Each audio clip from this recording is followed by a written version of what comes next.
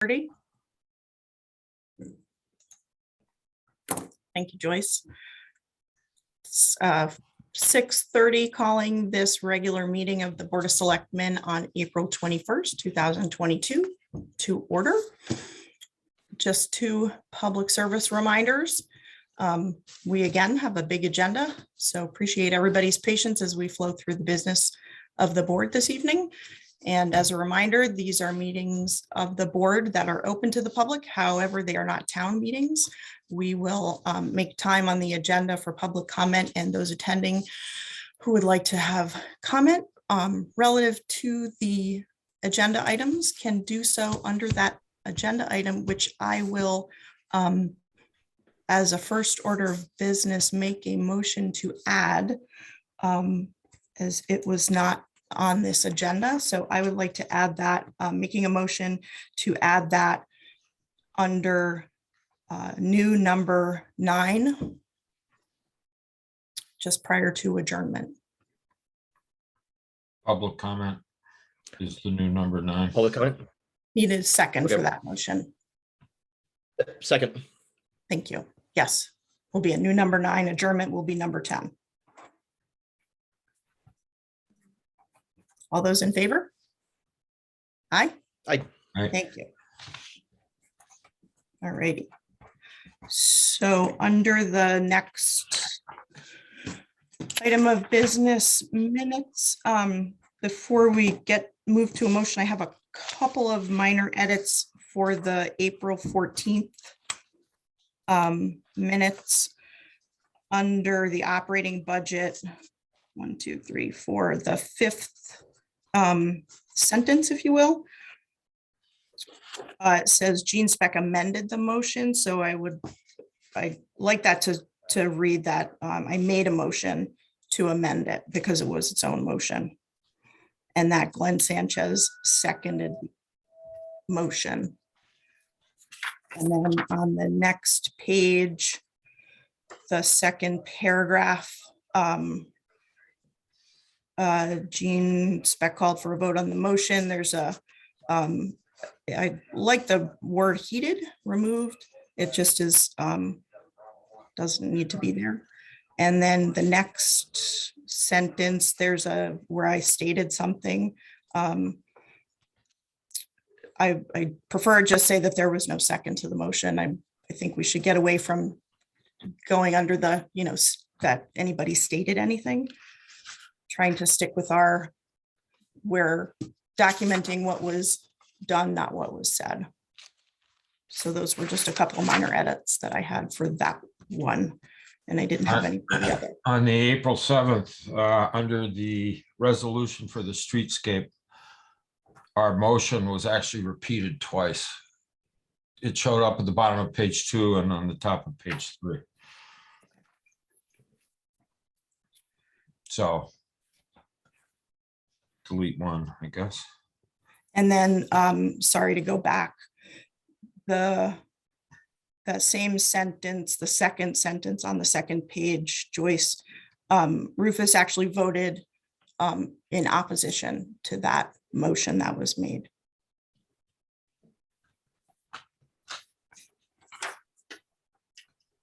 So I will make a motion to approve the April 7th regular and April 14th special meeting minutes with corrections. Second. Thank you. All those, any further discussion? All those in favor? Aye. Aye. Thank you. Under correspondence, we have an email that was sent in by Walter Frame regarding the electric vehicle charger. I did respond back to him, and he was with the tip on how to get that other one started. And he was very grateful for that. So that was handled. There were two other pieces of correspondence that were added to the folder. One from Bob Mellis regarding the culvert at the entrance to Kent Commons Park. And is Rick on the call? I can't see everybody. He is. Great. Rick, can you, I know this has been sort of an ongoing issue. Can you, is there a plan for that? Yeah, we have the Okay. pipe. It's just when we get to it. Say that again, sorry. I said, all right, we have the pipe in stock. It's just getting the time to get over there and get it done. I don't think it's gotten any worse, so we're keeping an eye on it. Okay.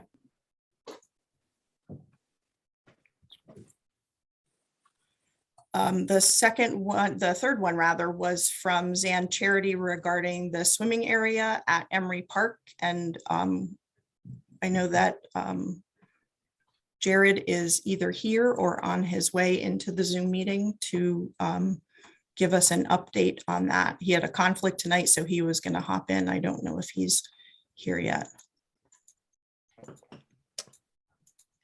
I would say we put that down when he gets here. Yep. Put the Emory Park. Yeah. Yeah. There are no tax refunds, correct, Joyce? Correct. Okay, so we'll continue moving on. As soon as Jared gets here, we'll give him the floor, but we'll just keep moving on. Under 5.2, Connie Manis gave us a date of May 11th that she would like us to hold a special meeting at 4:30 to discuss their report and their recommendations that they'll be sending out. Does that work for y'all? That works for me. Okay.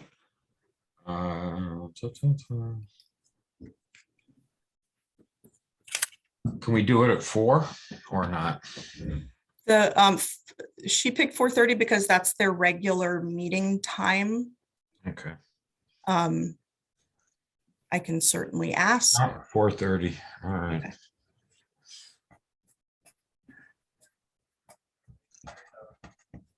So we'll get back to Connie and then Joyce will get out a Zoom link and notice that.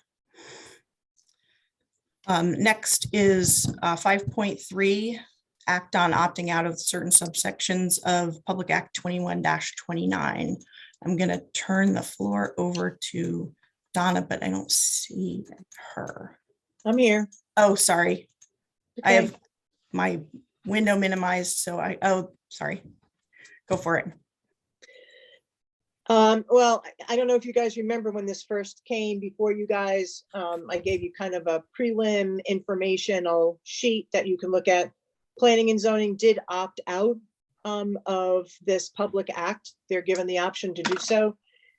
What it boils down to is that if the Planning and Zoning Commission and you guys decide not to opt out of this, then planning and zoning loses the ability to create any kind of zoning regulation that could be better than what the state is requiring.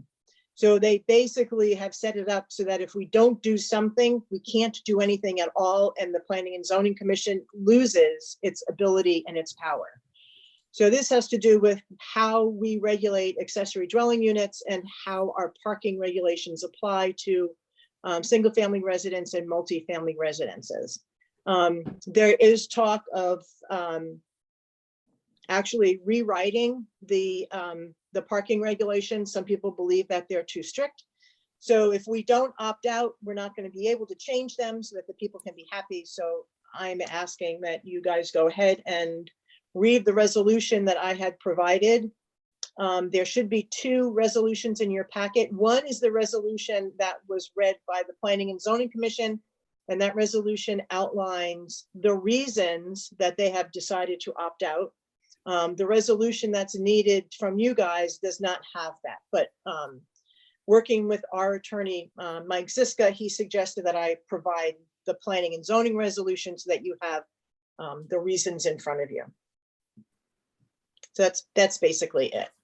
Thanks, Donna. So in reading both the resolutions, I thought it would make sense to include the P and Z, what the P and Z had decided on in the resolution, in our resolution, because otherwise 5-10 years down the road, there is only a reference to that, to the P and Z, sorry, I'm trying to go to the document, the P and Z resolutions. So if, I There we go. don't think that's necessary, only because there will be a notation in the planning and zoning regulations about the opt-out, the date that it was opted out, and then all that information will be on the land records, in the land use office. So there will be a history for the reasons for the opt-out. And the resolution that you guys have was actually written by the town, by the planning and zoning attorney. so it just feels like where it says for the reasons given by the Kent Planning and Zoning Commission at its meeting April 14th is just a little bit vague, and by just adding in your content, it made it sort of it wrapped everything up into one package for historical purposes, so that somebody doesn't have to go then to reference another document. So I'm just Anyone gonna, who's gonna dig back is gonna wanna go through all the documents. so here's the, I just added, literally copied and pasted. I don't know if you can see this okay.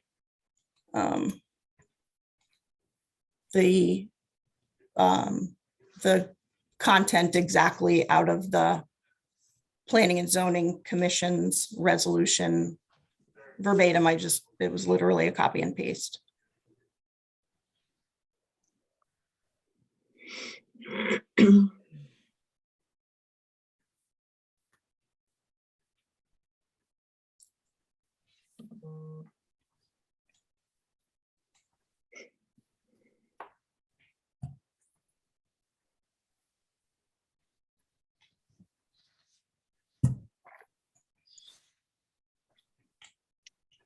Donna, is there a deadline on that? On this? Yeah, I would like to put the deadline on it tonight. Is there a statutory deadline on it? I'm just asking. Yeah, there is, January of 2023. Okay. But I'd like to get it done and tucked away tonight because I've got plenty more to do. Sure. I mean, I don't have a problem. If this is what you would like to do, then that's fine. Go ahead. It's your resolution. It's not mine. Mhm. So the resolution that I created as a courtesy to you. But if you don't like what I created, then you want yours instead, it's your dime. Go ahead. Does the board, do you all have any feedback, or can we make a motion? I'll make a motion to waive the reading of the resolution for starters. I'll second that. Thanks. So this just gives us the opportunity to waive reading this entire document as we sit here. All those in favor, any other questions or comments on this motion? All those in favor? Hold on, I have a question for Donna. So, so this new resolution here, do you have any objections to this? This is just to waive the reading. So sorry. Yeah. My bad. It's more of like a housekeeping technical. Let's waive the reading. All those in favor of waiving the reading of the resolution? Aye. Aye. So the next motion would be to adopt the resolution titled Resolution of the Town of Kent Board of Selectmen regarding certain sections of Public Act 21-. I'll need a second to go to discussion on that. I'll second that. Thanks. So again, it was a direct copy and paste just so that you can, it's in one document to have the progression of the decisions or the resolutions that the P&Z made, and then the resolution that we made, and it wraps it up in a tidy package.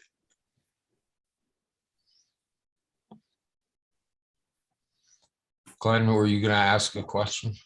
A question for Donna.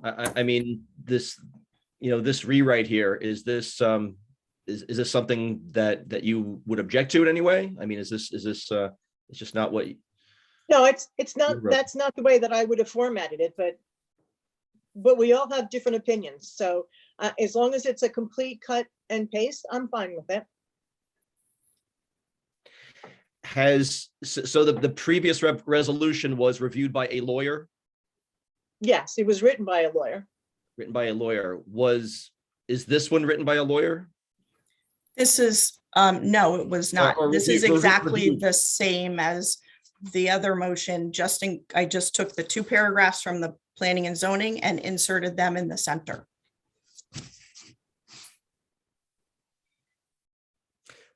So that you can see, because otherwise, so here, I'll show you the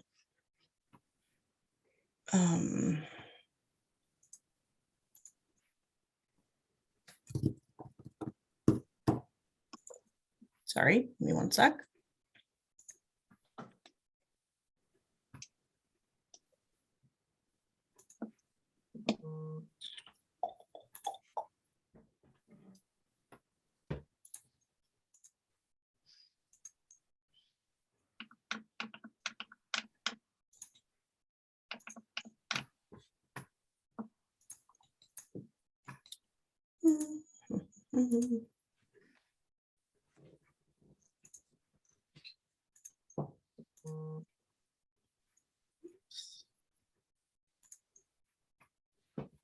Alrighty, just back on screen share.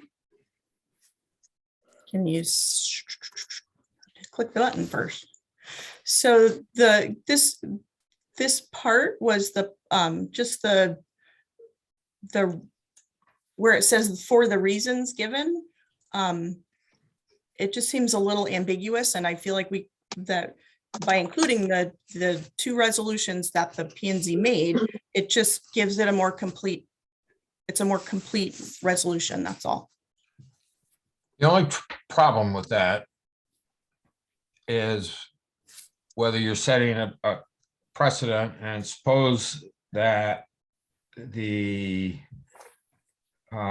reasons given were 4 or 5 pages long on some other change somewhere down the road. That These are- added to but a those are- resolution would totally blur the succinctness of what was put there. But the reasons were in their resolutions, correct, Donna? That's what the reference is. Yes, yeah. The Planning and Zoning Commission had to state their reasons. You do not. That's why the reasons aren't in there. Part of the statute, part of the new public act states specifically that planning and zoning has to give the reasons for the opt-out. You don't. All you have to do is agree with the planning and zoning opt-out. You don't have to give the reasons. That's Right, if why I were- the reasons aren't in there. Right, So and if I were a member of the public who was reading a resolution and I was reading this resolution, I would then, in order to understand what the reasons were of the P and Z, I would then have to go back out onto the website and find the minutes, and then go down to find their resolution and look that up in order to have a complete picture of the history here.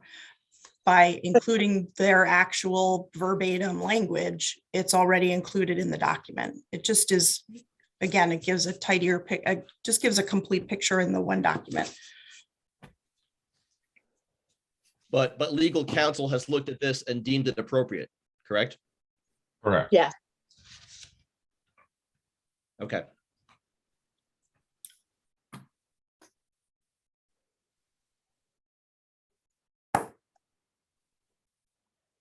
I mean, I say we go with this. I mean, if I'd like to go with what legal counsel has said, and if we amend this anyway, I would then like a lawyer to take a look at it.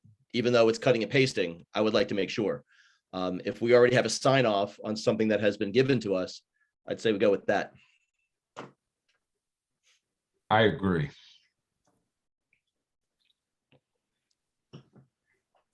Okay, so let's vote on this motion, which is,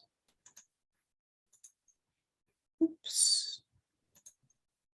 Sorry, lost my place. To adopt the resolution titled, "The Resolution of the Town of Kent Board of Selectmen regarding certain sections of the Public Act 21-29. All those in favor? And that's referring to the original. The No, original one. nope. The Okay. motion that was made was the Amended one. the one, Amended. right, that included the language from the P and Z. So I will vote in favor of that motion. All those opposed?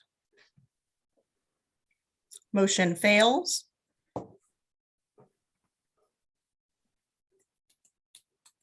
So we need an alternate motion.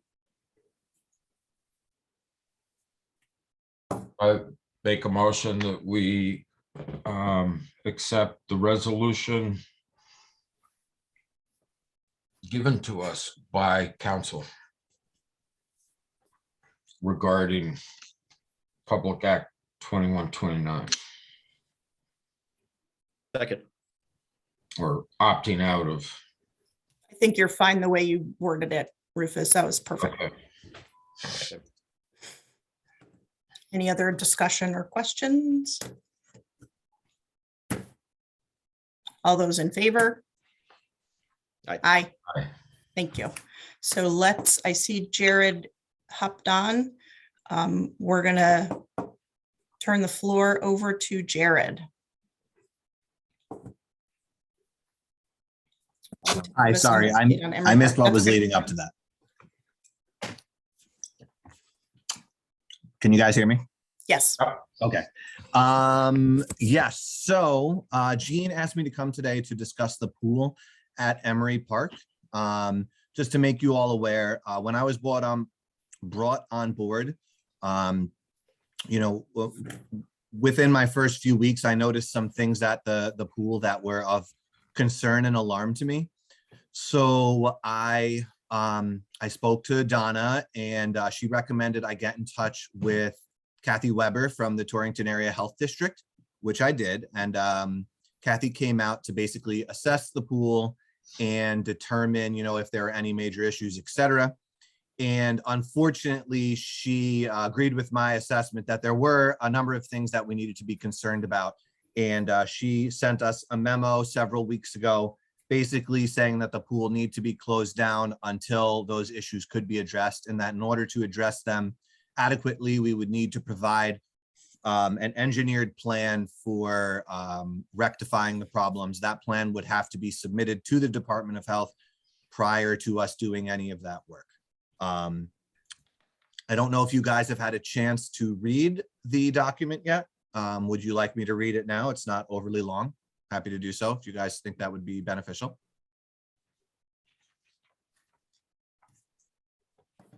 So I shall. Yep.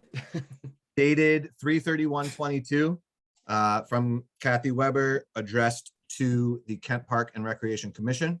Dear Commission members, on March 29th, 2022, I visited Emory Park for the purposes of evaluating the condition of the public swimming area / pond. The swimming area falls into a hybrid category of sorts, since it has the appearance of a pool with the decking, fencing, slide, rails to get in and out, and partial concrete sides, yet has a beach on one end and is spring-fed with no chlorination. It is my understanding that there are plans to rehabilitate the deteriorated pond, which has been closed for 2 years. The swimming area / pond in its current condition is not safe for use. The following items were noted to be deficient at the time of my visit. The concrete sides are falling into the water. Large debris and growth are visible on the bottom. The beach is overgrown and needs to be dug out and replaced. The decking is uneven and deteriorated. The gates need to be self-closing and self-latching. Prior to any work being done on the and I quote, pond, a proposal will need to be prepared by an engineer and submitted to TAHD, Torrington Area Health District, and the State Health Department for review and approval. If you have any questions, please do not hesitate to contact our office. Sincerely, Catherine Weber. She also, before submitting that proposal, before submitting that report, she told me did have in-depth conversation regarding the pool with her supervisor as well, who also seconded and obviously approved that report. Following getting the report, I called Kerma, which, as you guys know, is our insurer, and I asked them to have someone come down and also take a look so that we could have a second set of eyes or a third set of eyes on it. And we received, a risk management specialist came down, and we spent probably about an hour at the park walking around. We went into the pool itself. And basically, instead of reading his entire report, which I'll summarize it, which it basically says that they agree and recommend that we follow the instruction of the Torrington Area Health Department dated March 31st. The letter from the health department dated March 31st. And they just noted that the Torrington Area Health District is officially recognized by the State Department of Public Health. And it oversees the licensure of 55 public pools. And I just believe that that was relevant for stating to say that their opinion is one we can certainly trust, and certainly an experienced opinion. Following that, I also had our building inspector come down. He actually came down today, and he also noted the sides falling in, the decking. He had concerns about the steps in and out of the pools. He had concerns about, and we also just spotted a lot of things that we felt were major hazards. And I actually spoke to someone at another rec department who has long experience with pool management, and I talked to him about some of those things, and he found it alarming as well that we had them and had not addressed them previously. Finally, today I spoke with the former 10-year director of the Emory Park Camp, and the pool ended up coming up in conversation, and he actually said that for the last few years, he was not comfortable entirely with the condition of the pool, that several children had gotten cuts and such from the sides of the pool and from the decking, which was crumbling, as has been noted in all of the previous reports. And that he said basically he was not surprised that the health department had shut it down, and he agreed also, just in his experience as a camp director, that that was for the best. So that's currently where we stand right now. I know Mr. Bill Bacharach had written a letter regarding the pool, and I know that that was shared with the board, and in which he, exclaimed how important he felt the pool was to the community, and how it was a fixture. And Bill and I actually met a few days ago, and we discussed it in detail. And I explained to him that unfortunately this, becomes a matter of public health and safety. And, he was understanding of that, as obviously all of us want to make sure that whatever facilities and amenities we do have open, that the people who use them can do so in comfort and in, with a feeling that they're safe. And I'll just end by giving you a quick kind of comparison, right? If a swimming hole existed in the ground with no man-made features, that it would kind of be what it is. But as soon as you add man-made features to them, that says to the user, oh, it's safe. And the way I kind of explained it to Gene when we were talking is if you came to a bridge crossing a river, and next to the bridge, there were a series of logs from trees that had fallen down. If you chose to cross over the bridge, you would do so thinking this is man-made, it's safe. If you choose to do so crossing over the logs, well, you're taking that risk because that's just a natural thing that occurred. If the bridge collapses, you say, oh my gosh, that was man-made, it should have been taken care of. Whereas if the trees collapse, well, it's kind of like, well, you got what was coming to you. In this, with respect to the bridge though, I equate that to Emory Park. We chose to put concrete walls, a slide, a beach, all of these man-made features in. So we're responsible for their upkeep, their maintenance, regardless of whether the fact, I know a lot of people have debated with me that, oh, well, it's not a pool, so therefore we don't have to follow pool standards. To me, that's a totally irrelevant claim. The fact of the matter is we made something man-made. It isn't safe. I look at it and I just see glaring issues. And I think we need to take everything that we've been told by the Torrington Area Health District and KERMA very seriously, because it is not as safe, and it will not immediately be made safe for use. There's a lot of work that needs to go into it. So that's my presentation. Thank Thanks, you. Jared. Of course. Thank you, Jared. Any- Thank you, Jared. You're welcome. So moving on to 5 point, I'm sorry. Before we move on, just a quick question about, next steps for this. I mean, so we're going to get an engineer perhaps to take a look at what needs to be done. Yeah, so we have, Glenn, we have a lot of work ahead of us. And I think before any of that work is done, a real determination from the commission involving the people and certainly the Board of Selectmen needs to be made as to the future of the pool at Emory Park, really the future with respect to the design, planning, use of Emory Park moving forward. We have some drainage and runoff issues that need to be addressed, as you guys heard last night at the Board of Finance meeting. And then, the pool as well. And they kind of all go hand in hand. What's the future of the park? What's the future of the pool? And is this where people want finance is going, or do we want to look in an alternative direction? So I think before we even do any work, we're going to really have to scope out how much this is going to cost, and also determine if that cost is worth the amenity that will be fixed up as a result. And I think, once again, getting community feedback and involvement is super important, because at the end of the day, in recreation, your main goal is to get as many people active and using your amenities as possible.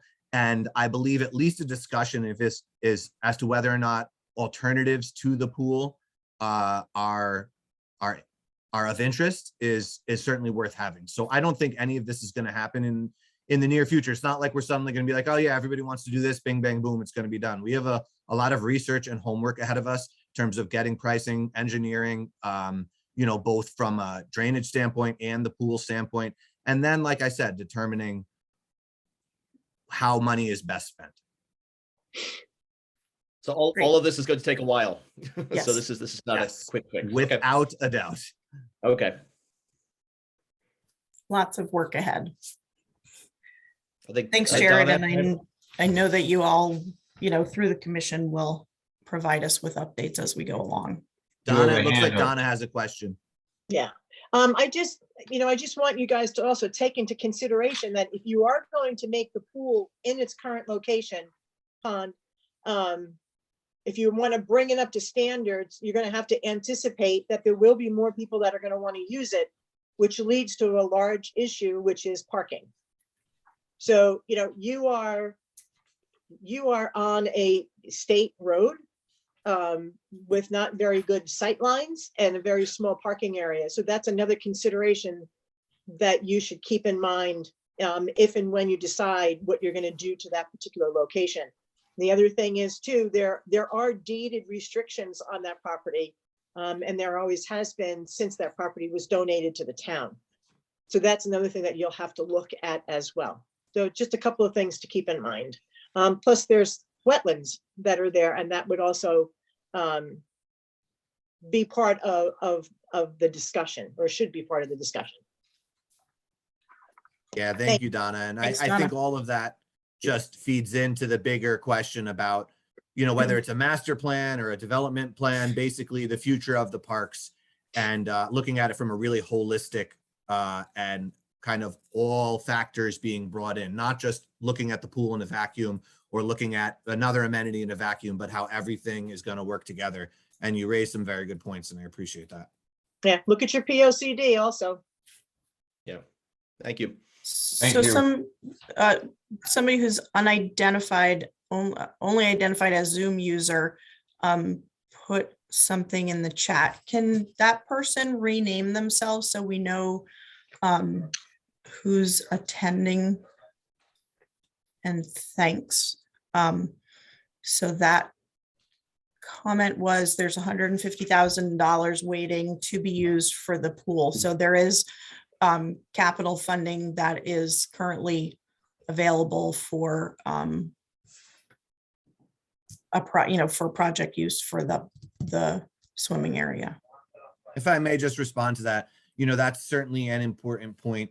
But I with respect to that 150,000, that was ultimately added to the capital fund in 2016, which means that it was initially requested most likely in 2011.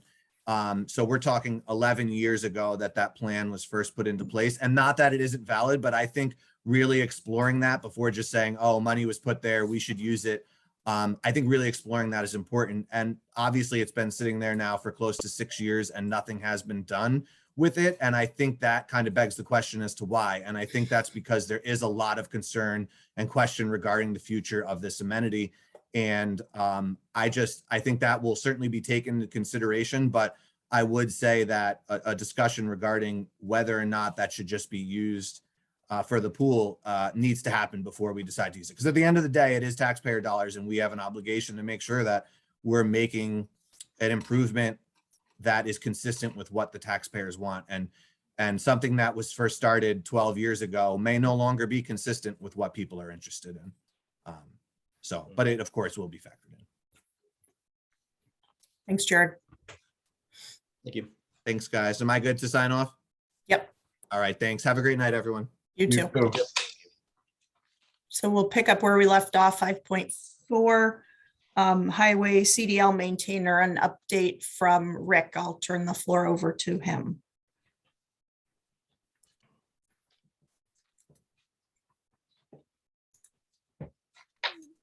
There we go. There we go. We had a few issues with our most recent hire. We had him on this probationary period, and before the end of the probationary period, we decided to let him release him. So we'll be advertising for a new CDL driver fairly shortly. So that's about it. Any time frame on that? Next couple of weeks? Yeah, I would say so. I'm not in a big rush to get going here, but I mean, right now there should be a lot of hiring going on, and hopefully the ones that apply when we do put it out will be ones that really want a job like this, not just everybody in the East Coast. Okay. Any questions? Good to move on. Good luck, Rick. Thank you. Thanks, Rick. 5.5, resolution regarding Sharon Hospital to end their maternity services. So there's a resolution in the folder. I would like to just make a minor edit to the title of the resolution, because the resolution, Sharon Hospital is actually looking to discontinue not only their labor and delivery, but their ICU and after-hour surgery services. So the title of the resolution currently is includes labor and delivery only. So I would like to just amend that or change it to Town of Kent resolution opposing new Vance's plan to discontinue certain critical services at Sharon Hospital, if that's okay with you all.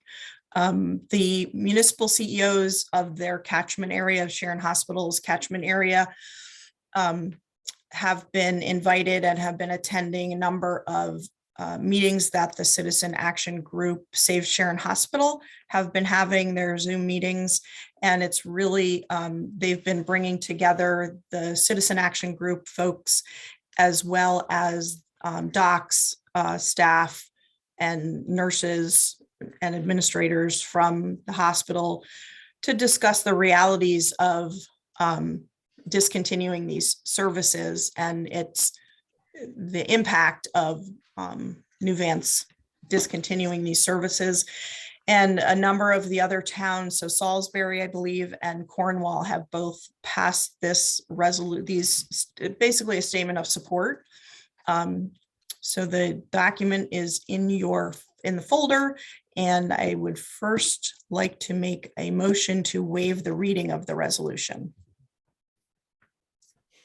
I Second. need a second for, thanks, Rufus. It's a long resolution, so this is just housekeeping. All those in favor of waiving the reading of the resolution? Aye. Aye, thanks. So the second motion would be to adopt the resolution titled Town of Kent Resolution Opposing New Vance's Plan to Discontinue Certain Critical Services at Sharon Hospital. I need a second to get to discussion. Second. Thanks. Don't you think it would be more appropriate to say disembowel or eviscerate rather than discontinue? Is that your English teacher coming out? No, so I mean, you know, New Vance is not doing the community any services here whatsoever. So a little stronger. I mean, language. there's I- just the Probably ripple, appropriate. sorry. Nothing. Never mind. The ripple effects are massive. Not only, I mean, the obvious ripple effects of discontinuing, you know, the entry into a healthcare system, which is often labor and delivery for young families, discontinuing after hours surgeries. So if you come in an ambulance through the emergency department at 5:30, which is after hours, and you need surgery, you are going to have to wait and get transported. You're gonna have to wait for another ambulance to show up to transport you somewhere else, to New Milford or Danbury or Vassar or Northern Dutchess or one of a number of other hospitals, which seems illogical to me. It also puts a huge strain on EMS in the region. It also would put a huge strain on the employees. You know, you have a number of employees that are going to now be without work. And so those people generally live in the area. So the ripples are just vast. So New Vance has what the process that they have to follow from a regulatory standpoint. They have to submit what's called a certificate of need, or CON, application to basically adjust their license for that hospital. They've done that. There are going to be hearings that DPH will hold on the certificate of need, and then the Department of Public Health makes their determination on whether they will accept this, the new amended CON or not. So takes fairly long time for that process to happen, but this is one of the items that the Citizen Action Group has asked of the different communities that will be affected by this discontinuation of these services. So Gene, are all the communities on board? I would imagine they would be. Yeah. Like I said, Cornwall has already, they passed theirs last month, I think. Salisbury passed one. There's a couple of other towns in the catchment area that will be following suit. Lynn asked a question in the chat. You know, Lynn, she asked a question, do the hearings have to be held in Sharon? I'm not sure. It's in the regulations. I'd have to get back to you. I know that, yeah, I'd have to look at the regulations. But there is a fair amount of notice that has to happen to affected communities. So newspapers and such. Are the doctors, surgeons, nurses, are they also fighting this? Yes, Okay. there's a lot of concern by the physicians, by the nurses. And there, you know, there's already been some negative effects. There was a point where their ICU didn't have staffing, and so they had to temporarily suspend that. And so what that caused was all the EMS organizations in the catchment area were notified through LCD that the ICU was closed and certain patient populations had to get, couldn't come to Sharon Hospital. So obviously that has, again, the more of that ripple effect stuff. Donna wrote, I believe that they're held in Hartford unless there's a request to move them elsewhere. That's what happened with Birch Hill. So are we, any other questions or comments on this? So this is a boilerplate that came from the Citizen Action Group, just, you know, dusted up a little bit for Ken.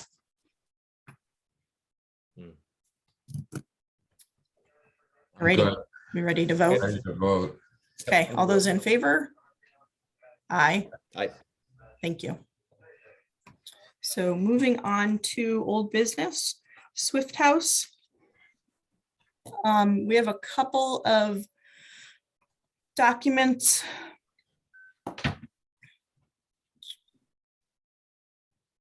They're in the folder. There's a document from Kerma. And give me a second and I will.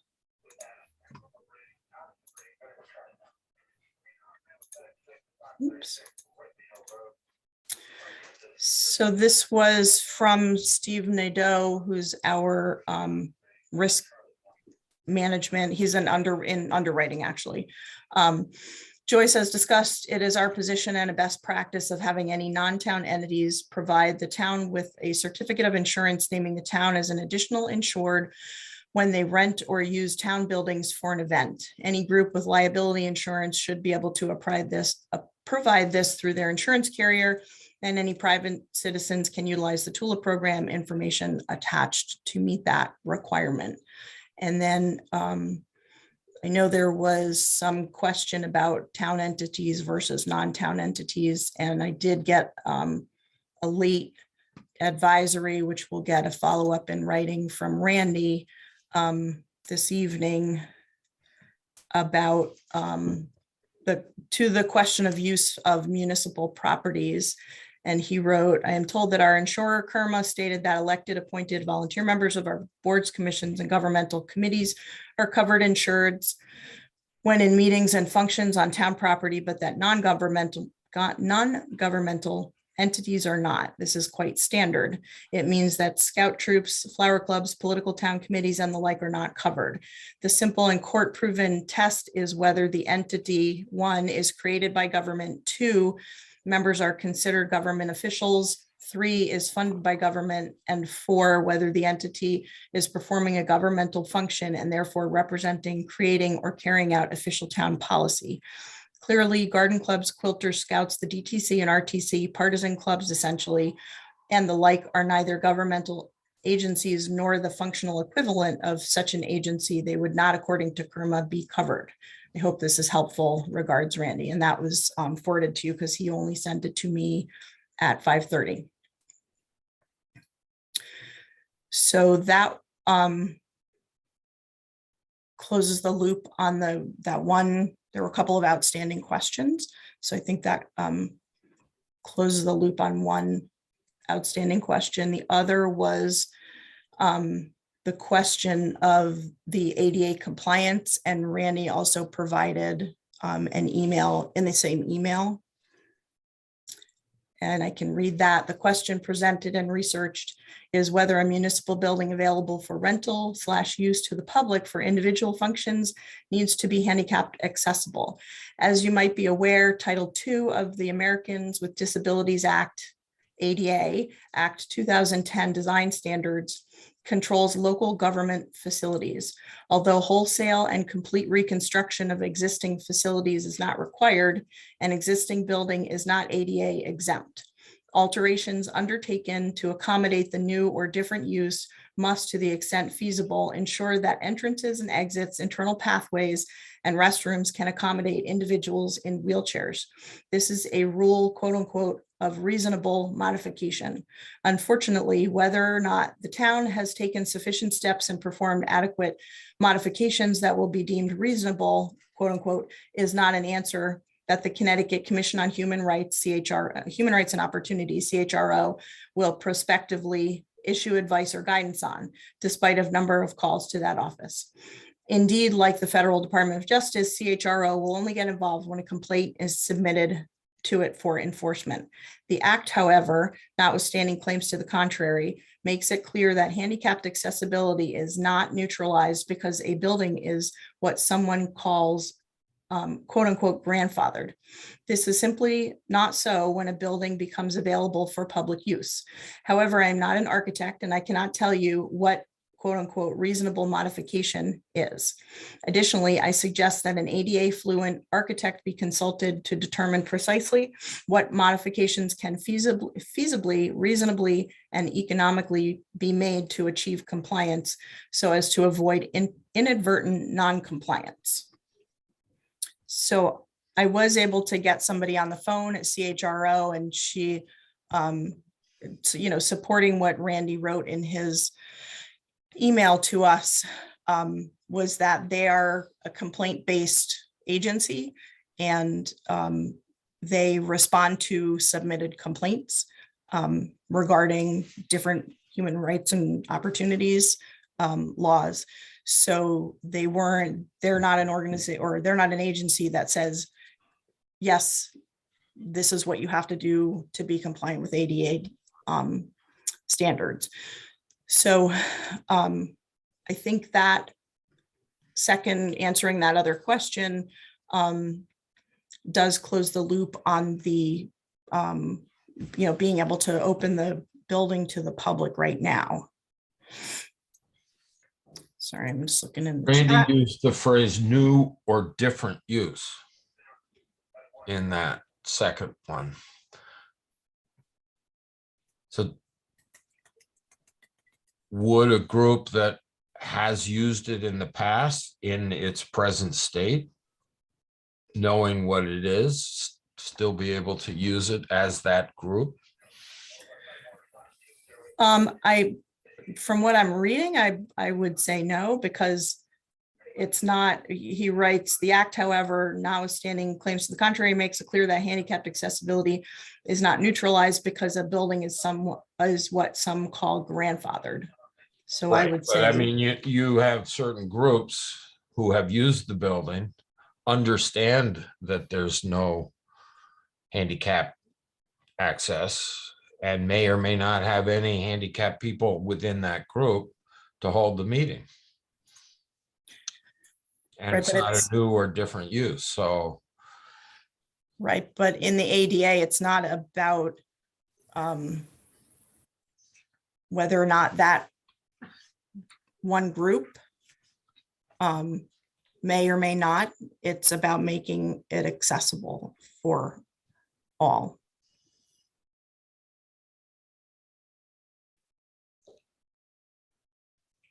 Well, it's kind of splitting hairs, but I agree. If we're going to continue to use it, we should at least put in a ramp and a bathroom access. But other than that, seems like it, groups that have used it for years and want to continue to use it know exactly what the building's like, and as long as they're insured or have insurance, it doesn't seem like those groups would complain at all because they know what they're getting into. Right, but it's Anyhow. It's written, it's not really about, I mean, we're sort of, what you're talking about is saying, what we have to recognize and understand is that as a municipality, ADA requires us to make our buildings accessible for all. And there's, stipulations in the law, but it's not, well, we know this group doesn't have anyone who's disabled in this group, so it's okay for them. It doesn't really work that way. Because then by omission, you're discriminating.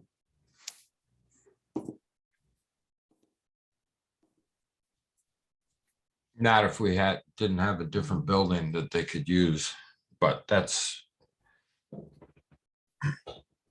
I don't know, is the community house ADA accessible? Yes. Correct, Joyce, that meets the, there's a handicapped accessible bathroom, Upstairs? the entrance, yep.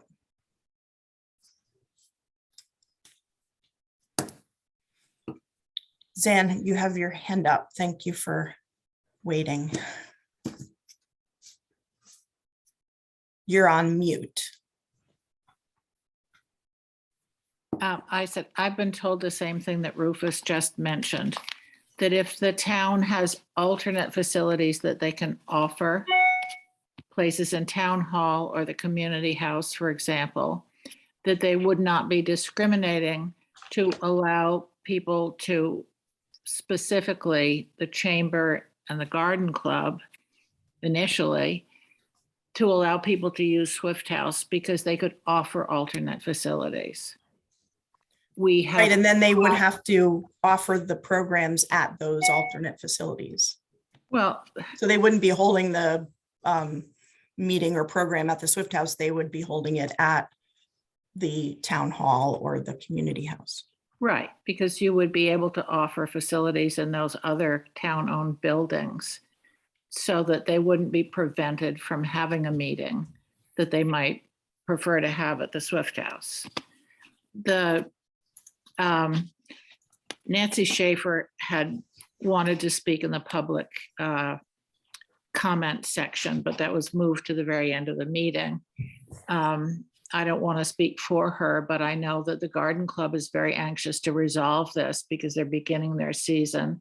They've provided enormous services to the town over a very long period of time, would like to continue to do that, but they're stymied because the place that's been offered to them to keep their supplies and meet and gather and do their initial work is now closed to them. So, and they wrote, the Garden Club wrote to you on the 2nd of March and haven't had a response yet. So they're waiting in the wings. The chamber is also waiting in the wings. They would like very much to be able to get into their space and organize their storage and put it together so it could be used for an office. Only one person is planning to work there. She is not handicapped. If they had to have a meeting somewhere, they could book a meeting at town hall or at the community center or at the offices of any one of their members. But they'd like to be able to use the space that they have had a rental agreement for some time. I don't want to speak on their behalf, but that's waiting in the wings too. So as you know, we put in our first report that went to you over a year ago in February of 21. So Zan, can you hang on so we can, I'm trying to wrap up this conversation before we get to the Swift House Committee, which is down further. I Okay, know there is some relatability, but I do want to just stay on task. And I did reach out to Dave Schreiber regarding their desire to continue to use the Swift House for the future. And my specific question was looping back around this. Does the chamber plan to use the space as storage only as they have in the past? Or are you all interested in using the space as an office and open to the public? We're trying to understand what our responsibility is when it comes to ADA, and intended use would be helpful in understanding these next steps. And David wrote back, in an ideal world, the chamber would love to house a public office there. If that is not possible due to ADA rules, then we would like to keep it as storage. So that was what he responded back and the to other me. thing that I have been told in that regard is that the person who would be occupying that office and representing the chamber would be more than happy to meet any handicapped person at their home or place of business or anywhere else in town, so that it wouldn't be necessary to have a meeting at the Swift House. They would still have access to the personnel of the chamber. So I don't know the answer to the, is new use a new rental or is it a new group? Rufus will have to ask that question back to Randy. Yeah, these are both ongoing relationships. No new use, as is the case for, Right, yeah. I mean, we're gonna get into some serious weeds with our attorney Mhm. asking these questions, and he did mention to me on the phone that there is case law about what he is, what he's responded to in that email that he sent us, but I can certainly ask him that question back. Can Just a you, question, I know I've asked this before, but both the chamber and the garden club, how many years did they use this building prior to the pandemic, prior to the closing? many years? The chamber, I think, has been in Hang there. on, Zan, hang on, please. Hmm. We just need to stick to the board responding here. I do Oh, have that was, a, Jean, she was directly responding to Glenn's question. right, but I have the, there's a table that Joyce made that I have. Hang on one second. So in 2017, 18, 19, it was a 3-year look back. In 2019, I don't see the garden club actually on here, but total, there were 21 uses in 2019, 28 uses in 2018, and 29 uses in 2017. And the high uses were the Riverview condos. It looks like they had their monthly meeting there. Historical Society, going back 19, 18, 17, had 3 meetings, 4 meetings, 4 meetings.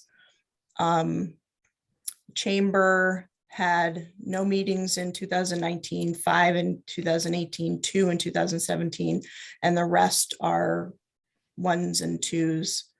The Kent DTC had 7 uses in 2019, 1 in 2018, 2 in 2017. So that was doing a 3-year look back on usage. So in all those years and in all those times it was used, were there any ADA related complaints ever addressed to Kent regarding that house? I have no idea. I don't think so. I'd like to know. At some point. I don't mean, think it would maybe be there was. possible. I don't think it would, unless Joyce Maybe has some Yeah. insight on that. Yeah, I mean, through the years, I'd like to know if there were any, and if there were, did it ever come up? Just a question. Joyce, do you have any recollection of that in your time? Not that I'm aware of. Nancy Schaefer is on the Zoom. She could probably tell you how many years the garden club has been using the space, or more or less.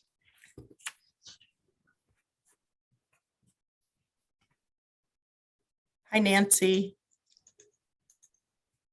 Hi, can you hear me? Yes. Yay. Yes. Well, the garden club has existed in Kent since 1933. Well, I have members current members whose mothers were in the garden club and could really speak to this because they've been around a lot longer than I have in Kent. I have no reason to think that if the Swift House was available in 1933, that they weren't meeting there. We have met there since I have been a member, which was shortly after I came to town, which was in maybe 2008, 2009.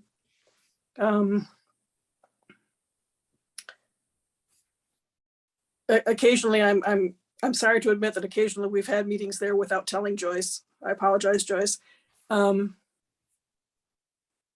It's been a great community resource for us, and we would really hate to lose it. We also probably may well lack the ability to purchase liability insurance for ourselves. We're a pretty small group.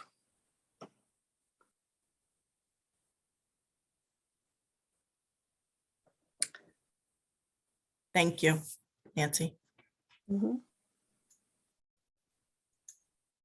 So I, Again, I'm gonna ask a question. I've asked this before. What has changed between the years before and now?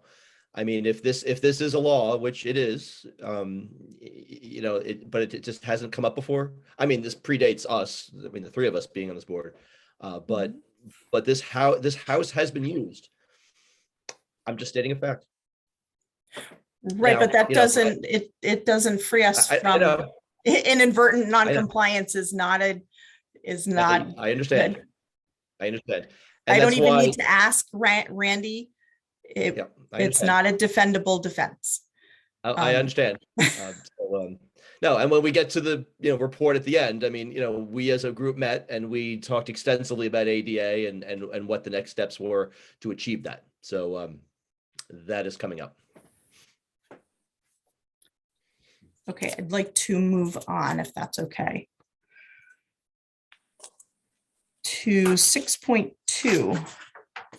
EMS Staffing Subcommittee request for Board of Selectmen volunteer.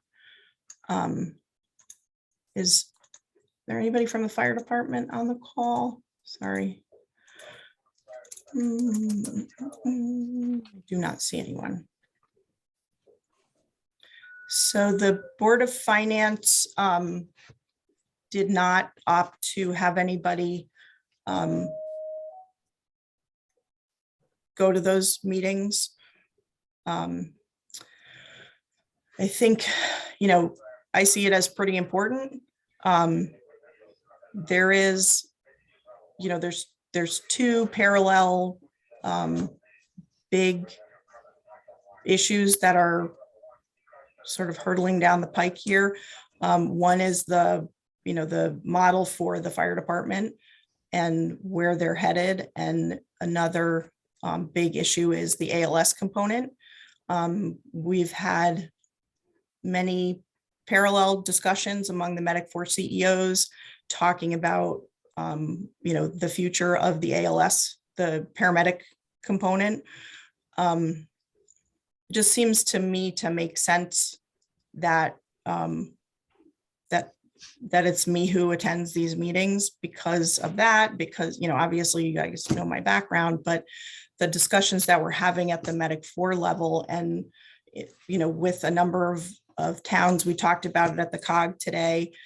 There's a lot of towns that are going into the future going to need to look at new models. And from the CEO standpoint, it just makes sense because I'm having those conversations with the other CEOs that it would make sense for me to be that connector out to that committee. And then I'd come back and would report back. And I can also offer up information that, you know, that may be valuable for them for that paramedic ALS component. Sounds like I can make a motion then to put Jean Speck on the EMS Staffing Subcommittee as a Board of Selectmen representative. You made that motion super fast, Rufus. I'll second the motion. And with force. Yeah. I was worried it might come to me. And to be honest, like I'm interested, but I'm on 3 other subcommittees and I'm just running out of time. I mean, so that's you know. Yeah, and I also kind of felt bad, you know, burdening either one of you with, it's a steep learning curve, you know. Yeah. And I'm already there, and so it's fine. And our municipal affordable housing is percolating along. They're going to be wrapping up over the summer, so we'll make it work. Any questions? All those in favor? Aye. Aye. I will let the fire department know that. I think they actually have a meeting tonight, but that's okay. Moving on to 6.3. the hazardous mitigation plan resolution. So we have that from the last meeting. It's a big report, very, on the one hand, boilerplate. We were very lucky to have the COG help us out with giving all of the towns that were due, giving us a consultant to do that very heavy lift. I would like to get something passed, so I will make a motion to adopt the hazard mitigation plan resolution as presented. Second. Second. Thank you. And I just want to thank both of you for allowing me the time to, I did read a big chunk of this, not the whole thing. It is rather large, but Good reading. yeah, it was wonderful reading. But no, I took a look at it and, so thank you. So yeah, I'm ready to vote tonight. Fantastic. Any other questions or discussion? All those in favor? Aye. Aye. Thank you. We will get that off to the COG so that they can send that to FEMA. Town Hall, large meeting room, video conference system update. There are a couple of quotes back in the folder. Joyce, do you want to hop in here? Sure. Is there one that we should be looking at first? Well, Yucatec is updated. The other one, he hasn't gotten back to me. He's waiting for vendors. That's the original quote.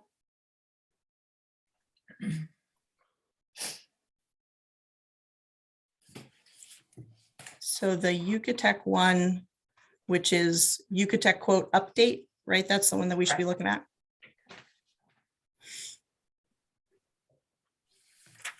So that bottom number, 13,276.69, does not include an electrician or carpenter. Mhm. That's correct.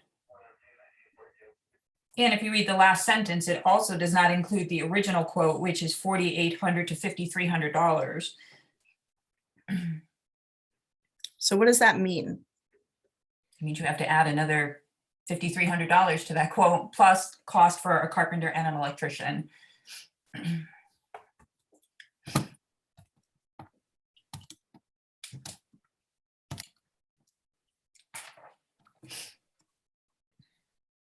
How much was the original quote?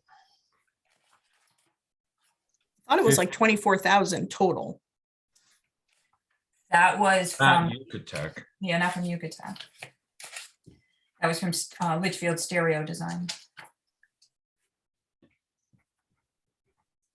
So what was the, well, I guess it doesn't make any difference. Well, Where is the current network equipment location in the town hall? First floor right outside of land use. There's a closet. So, So you'd have to go through the ceilings. That's correct. yeah.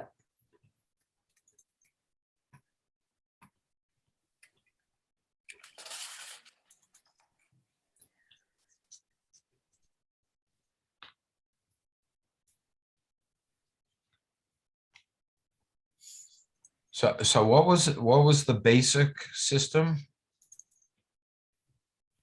48 to 5,300? Mhm.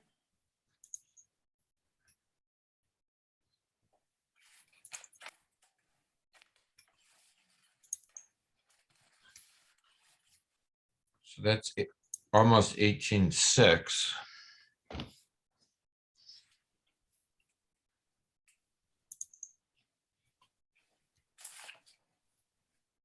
Plus a carpenter and an electrician.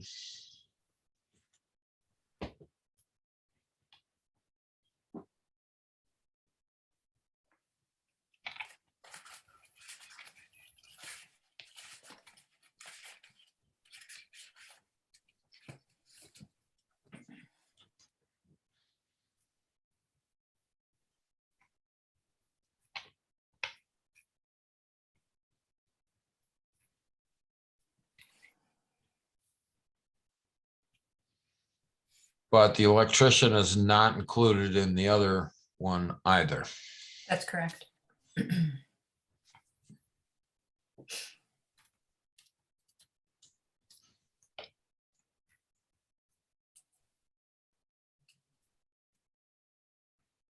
Nor are a couple of other items.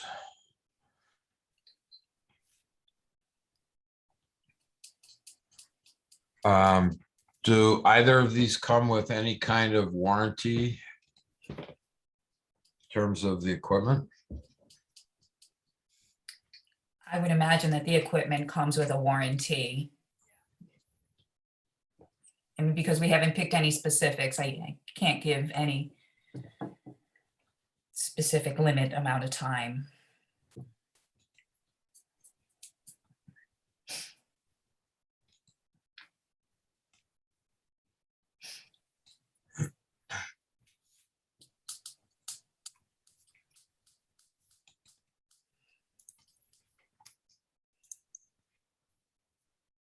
And the one from Litchfield Stereo is from end of the Right. year last year. And So, I'm sorry. no, go ahead. He did come back out and he is looking to change a few things and hoping that, his quote will reflect some changes, but unfortunately, a week's time, he's waiting for vendors to get back to him. I mean, he also included $1,400 worth of tax, which shouldn't even be on that estimate, so he needs to revise that. And did this include the electrician, the electrical and carpentry? He didn't have carpentry, but it did not include electrical.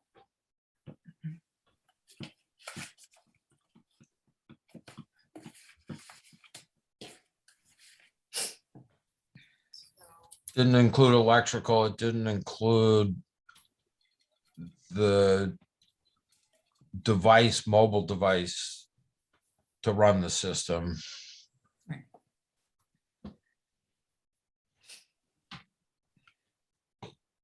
It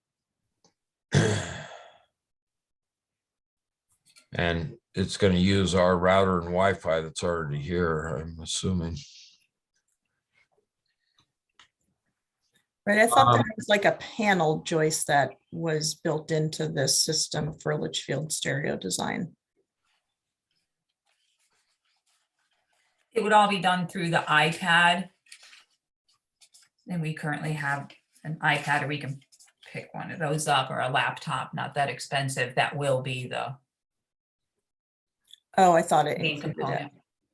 Okay.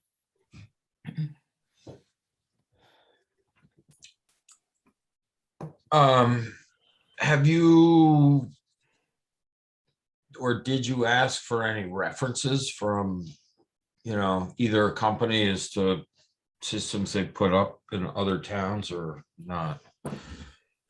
Or we're just looking at, Well, Yucatec did do some work with Goshen in conjunction with the former first selectman there. A Stereo Design, I did not ask for references at this point. I didn't even know what the appetite of the board was for these proposals, so.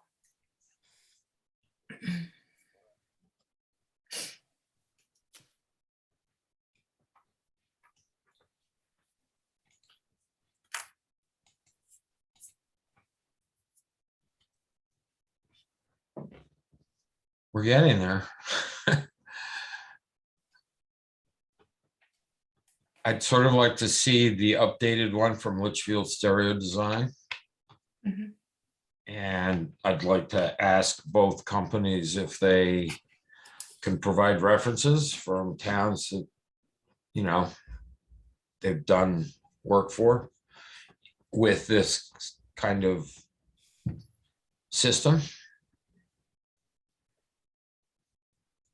Just seems to make sense to have that as in our back pocket, and then maybe hopefully next meeting we could have all that information updated, and then we could move forward. So that would be May 5th.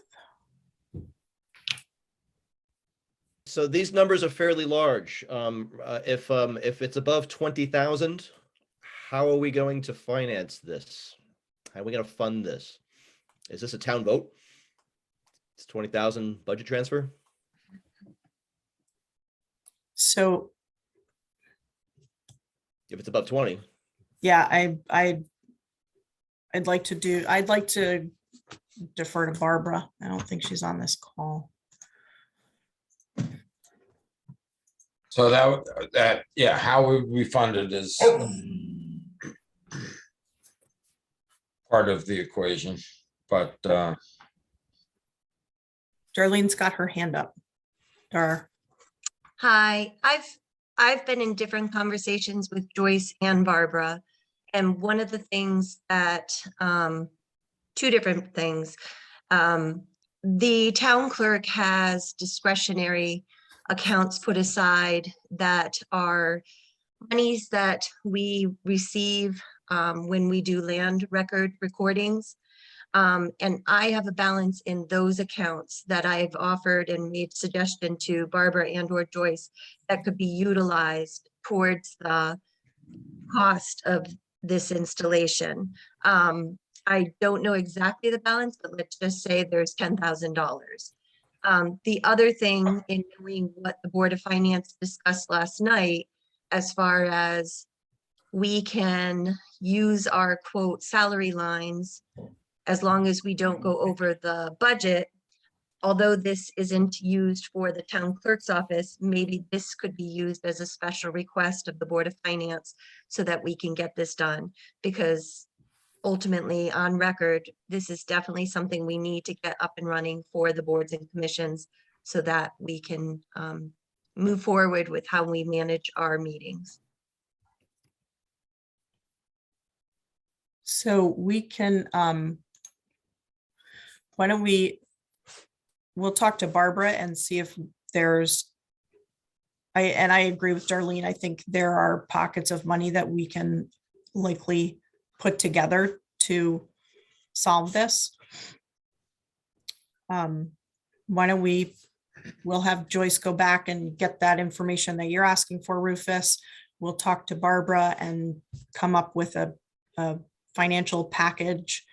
And then we'll come back to the May 5th meeting. we're still looking for what Connie said she used for a small meeting, which is very small amount. The Owl Pro, Yeah, yeah, that, right. I'm pretty sure that it will not, that room downstairs is, No, not for the big room. okay, for upstairs, you're talking, yeah, this, For upstairs or this- for a secondary meeting at the same time. Yep. in one of the rooms. yep, it's been very Uh, effective for ARPA meetings. I know that. Yep. It's $1,000. So I would suggest that you include that with this, so that, you know, we're basically looking at wiring or putting the technology in the town hall to run the big meeting room and also a small meeting room. That to me just sort of makes sense. It's all the same thing. yeah, we will need some sort of monitor as well, like a large TV to put on the wall in the small conference room. Maybe somebody could donate one. So we'll work on that and come back on the 5th.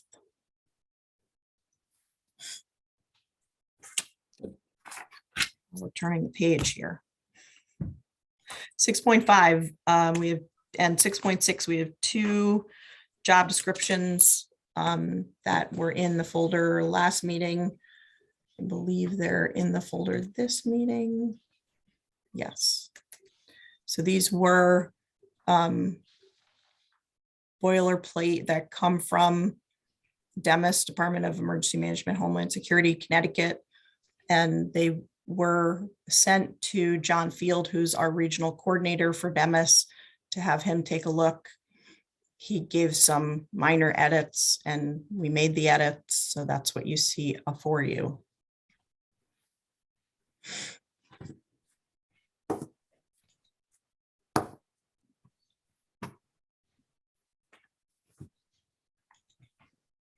So in order to move us along, I will make a motion to accept the job description for Emergency Management Director as submitted.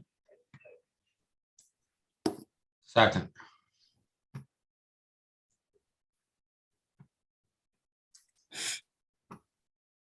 So Donna put in the chat, I still have the same question again. Why are you doing job descriptions for volunteer positions? So this position has in the past, I went through the file upstairs at the town hall, and there were job descriptions from many years ago for, it looks like Tony Amon.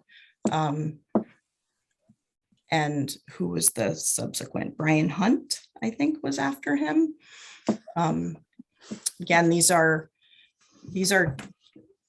different from a volunteer board or commission member. These are positions that are in the statute. We need these positions to do the stuff that we need to do for emergency management. And we can't go out and find people for these positions without a job description. So chairman of commission. Hang on, Donna. These were reviewed by the state Division of Emergency Management and Homeland Security. It came from them.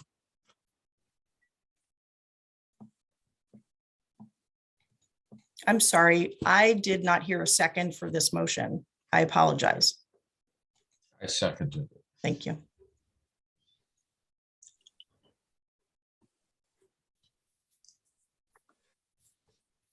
So there are duties and tasks that we need to go out and find an appropriate person to do this job.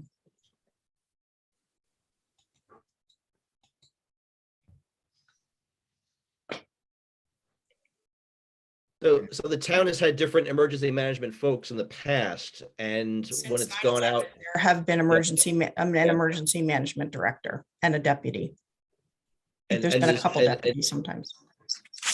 and in that time when there's been a change, when we've had to find someone, there's never been a job description for either of these positions? There were job descriptions I found in the file. There were. Yep. Okay, so there have been job descriptions before for these two positions. I'd have to, if you want me to go in the other room and get the I file, mean, I can I go know, see I if mean, there's any date my- information, but they're No. old I mean, documents. my question was that this isn't out of the blue. Like, this is not something that hasn't been done before for these positions. That is what I'm asking you guys. I've only been here 3 years, but what I saw in the file indicates that there were job descriptions, and we need to have a job description.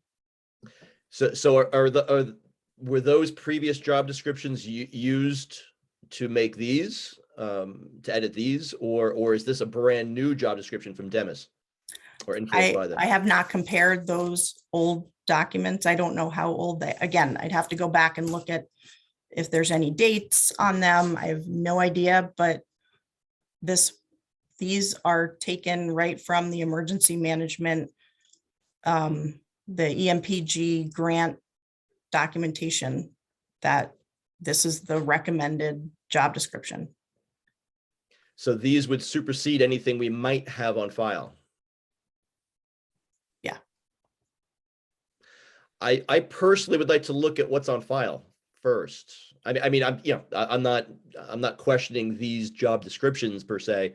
I've read them a couple times now, but you know, why these and not the previous ones, or why haven't the other ones been looked at? Because these are current in what the state standard, which is, it's all trickle down, right? So FEMA is the federal and then DEMIS is the state. So it comes from FEMA to the state and this is their recommendation. Okay. This is what they put on their website, on the DEMIS website.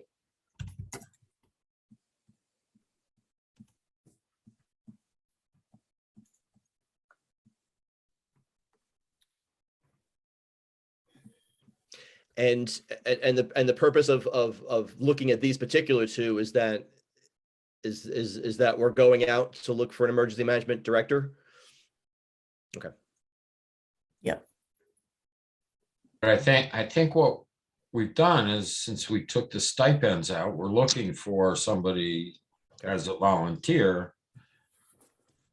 But the job needs specific Mhm. qualifications. No, I agree.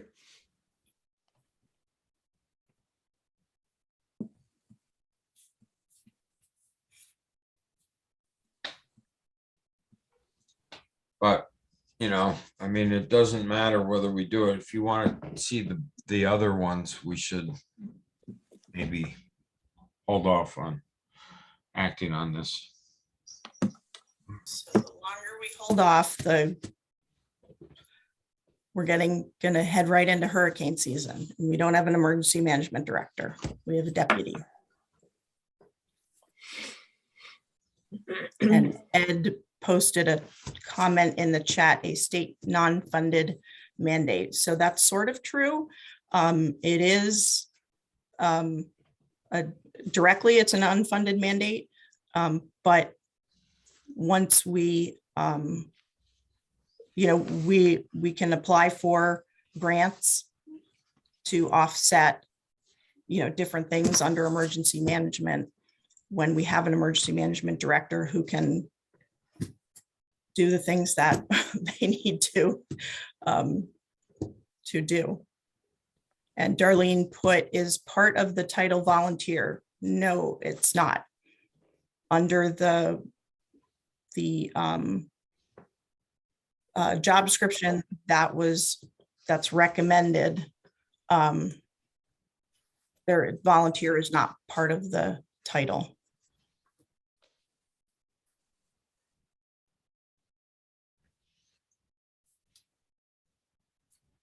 So if you are not ready to vote on this, I'd like to just move on because we have a number of other things to get to. Yeah, I mean, I would, you know, I wouldn't mind looking at this the next meeting, but I would like to see a previous job description.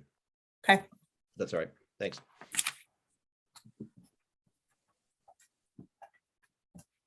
So I'll withdraw my second.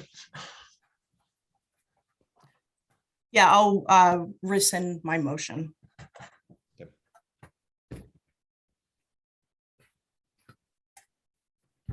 Okay, so moving on, 6.7 pandemic update.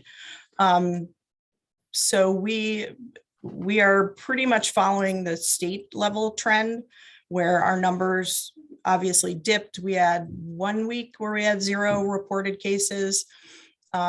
Then they started ticking back up. We're continuing with the statewide trend. We've had a lot of people come in to pick up tests, a lot of people coming to pick up masks. We remain at the CDC low community level, which is the new sort of standard for which the state has adopted, basically. So we're still in the green, but when you look at the state map, the northwest corner is pretty gray. New Milford is now in the red, and I think North Canaan is now back in the red. So it's, you know, as the days go along, it's been creeping. We're at, I think, 7.6% statewide today. So that new variant is making its way around, and it's, you know, all the I don't think I need to go into too much detail because everybody watches the news, that it's extremely, extremely contagious. So, I would think that also a lot of people don't necessarily report their positivity. yeah, so Because that they don't- is, yeah, that is an issue definitely with the data for ever since the state and the feds started flowing out home kits. Home kits are completely under the radar. They are not reported so any positive cases from any positive test results from home kits are not reported to anyone. So that's obviously a flaw in the data. So it's, we just need to continue to be careful, check your vaccination card. If you're at least 4 months out from your previous either vax or booster, you're eligible to get another booster. The pharmacy is doing boosters for 50 and older. They did one today. They're doing another one on Saturday. That clinic, I think, is from 3 to 7 and it's walk up, no appointment needed. I did have an inquiry from a resident that I just wanted to sort of just bring to everybody's attention. They received a couple of bills from Ren Labs, the vendor that's testing up at the transfer station. And I've forwarded on to the Department of Public Health for them to investigate to find out why they're getting billed for those tests, because they shouldn't be. So if once I hear back from them, if we need to, we'll pass that messaging on in the upcoming newsletter. 6.8 salary review, management review. The report's in the folder. I think we'll start to dig into this more at the next meeting. Do we want, is there some homework that the board wants us, we should focus on as far as what we want to look at in this, this report? Yeah, Or we'll do need you all focus. want to come back with like your top 5 questions and then we can? Yeah, I didn't even get through the whole thing. It's, Oh, yeah, I started Right. reading it, 96 pages. It's long. Yeah, so how about we do that, Will, for all of us, homework assignment is top 5 questions to Agreed. come back Yep. for that May 5th meeting. EV charging station, I asked Joyce to just pop this on the agenda. So as a, sorry, we have a couple of chats, a couple of comments in the chat. Donna just reminding us that it's not a current review, right? So this is from some years ago. Thanks, Donna. So back in 2014-15, just a little historical perspective, the town received grant funding from an EV Connecticut program. The unit was installed, I believe, in April of 2015. There was a deliverable under the grant that the town had to provide charging at no cost to the public for the first 3 years. At this point, the unit is too old for retrofitting. The previous board did make that motion to not replace it. I do get regular emails, as we saw earlier in the agenda, from residents and visitors when they cannot get the one working charger to work. So we know there's a need.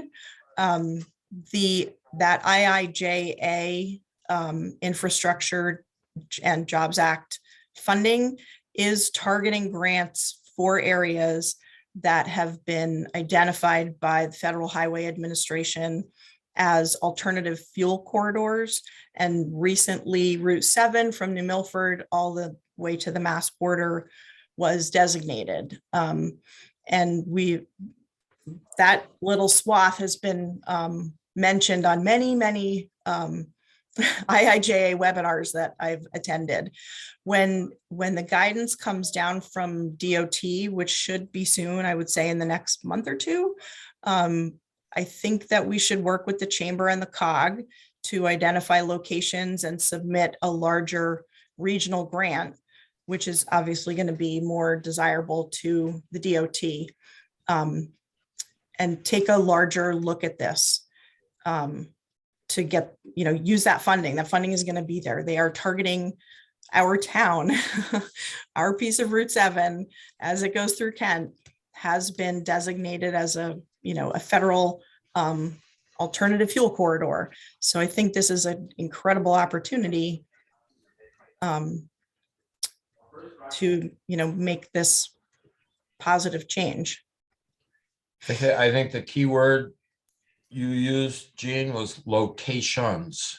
And I think we should, carefully look at all of the downtown area and see what we can come up with for all different sizes and types of vehicles as well. Yeah, and the DOT from the webinar that I was recently on, they're really pushing the ones that are the fast chargers, not like the one that we have out here that takes however many hours. They're gonna be pushing the ones that can, charge your car in 15 minutes to a half an hour. Donna posted in the chat, before they can be installed, we'll have to change the regulations. So please keep that in mind. So what would that, how was the one here installed? It was installed on town property, and town is exempt from zoning. But once you start putting them on other pieces of property that are not zoning, they're considered structures, and they do need to meet the setbacks. So, but they're not allowed? Or No, they're allowed, but you need to meet your setbacks. So. Okay, let's so just what say- would the change be, I guess, is my question. Well, we would probably exempt them from having to meet setbacks. But we would still need to change the regulations in order to do that. That was something that Litchfield just went through, Okay, because they wanted to put one in the shop right. And that one contained a bunch of advertising, which is not allowed. So it became a huge zoning issue. But it's something that Glenn and I and the commission have chatted about. So once we get done with the plan of conservation and development, I mean, I don't know what the timing is on any of this. I don't know if it would be done before I leave, or if it would be something that could wait until after I'm gone. And Yeah. let the new person handle it. yeah, it's up to the DOT, like so many things. Right. I mean, if it's gonna go on DOT property, I don't regulate that. But if it's going on, if it's gonna go in like, the Kent Center, or if it's gonna go in to the Right. Kent Green or any of those privately owned properties. Right, no, it wouldn't go on DOT property. My only reference was that DOT is going to be providing the funding. And when their guidance comes out, their guidance comes out. Yep. And then, we'll have to go from there. Right. Great. Just a quick Betty update. We did have a Zoom meeting with the community health and wellness folks, and our next step is to have a site visit to work out the next steps of the logistics. And I've looped Peter from the pharmacy in, and I'll likely be meeting with him this weekend to just provide him some visibility on this. So that's where that stands. Budget, the Board of Finance received our cuts, and the budget is now going to move on to the hearing on May 6th. And then it will move for a vote on May 20th. Committee reports. Glenn. Before that, real fast, can I just say, Sorry. Gene, thank you and Barbara, and of course Rufus, that meeting where we had to make those cuts. It's my first budgetary season, and we had to make a lot of cuts. I wasn't sure at all how that was going to go, and I got to say that Gene, that you and Barbara made things quite easy. I just want to thank you and thank you, Rufus, too. I thought we did a good job on that. Definitely a group effort. Yeah. Thank you, Thank you. Glenn. On to subcommittee reports. Glenn, ARPA needs assessment. ARPA needs assessment. We've met a couple times. We've had some spirited conversations about what the various categories will be. We have about 6 broad categories. We have decided to allocate certain funds to those categories. We are in discussions about how some folks can apply to that funding, and how that's going to be. I think a lot of that's going to be the focus of the next meeting, is that. But we'd like to be nearly done. We certainly, the committee would like to meet with us on May 11th. And so we have 2 more meetings to hammer out what we need to hammer out. And I think I'm confident that it's going to be a strong report. Certainly this group has met for many months, has put a lot of effort into this. Chair Connie Manis has done a great job along with everyone else. So the report's coming, and they are intent on making it easy for the 3 of us to make decisions. So. Great. Affordable Housing Plan Steering Committee. Our next meeting is on April 27th at 6:30. We're going to be working on the slide deck for the second community forum. So that's based on the feedback from the first one. And then we'll be working on, start to work on the actual plan. Broadband working group, our chair had to resign, so we've had a bit of a stall, but I'm trying to get a hold of Kim Maxwell so that we can schedule a meeting with him. He's from Northwest Connects, and there was some conversation at the COG meeting today about a number of providers starting to reach out to us as a region to put together plans for broadband. And again, the IIJA funding has a huge bucket that has to do with broadband for all. So I think the timing of all of this is going to be a really good thing. So ARPA, that broadband infrastructure was one of the main things that they talked about. So without the broadband committee really being a working committee at all, Glenn, what has the ARPA committee been doing with broadband? We haven't made any specific designations. Again, like I said, we were talking about the broad stroke funding for those six categories. But the next meeting or 2, I think it's the intent of the group to maybe specify some more projects, especially with infrastructure. Again, the group wants to make it easy for us and very transparent to make some decisions. So I believe that's coming up, but that has not come up specifically yet, broadband. Okay, because obviously with that subcommittee, since it hasn't been meeting, they can't come to you guys to push anything. Yeah, and that committee is not, even if we had been still meeting, there's to think that we could bring a number to that committee. I mean, this broadband for all project is huge. It's, we're talking millions of dollars for just our town. So it would easily eclipse all of our ARPA money. And I think that targeting the IIJA may be using, requesting some of that ARPA for a feasibility study like Sharon has done, but the actual project is going to be a massively expensive project. And I think the IIJA funding, the timing of it, the size of that funding it makes absolute sense. the ARPA committee is well aware that some projects are well beyond the scope or would take up most of the funding of. Oh, yeah, no, but I mean, you're looking at Sharon as Gene referenced, Sharon's way ahead in terms of doing the background work.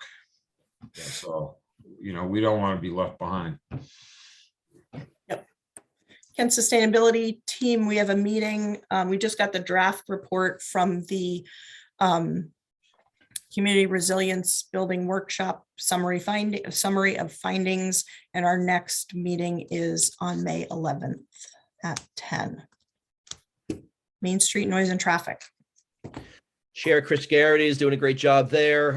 We've been meeting nearly every week and really focusing on two things, focusing on signage and talking to Connecticut DOT about that. And then of course, enforcement, where I've talked to Trooper Fisher, but we're really focusing on Connecticut DOT.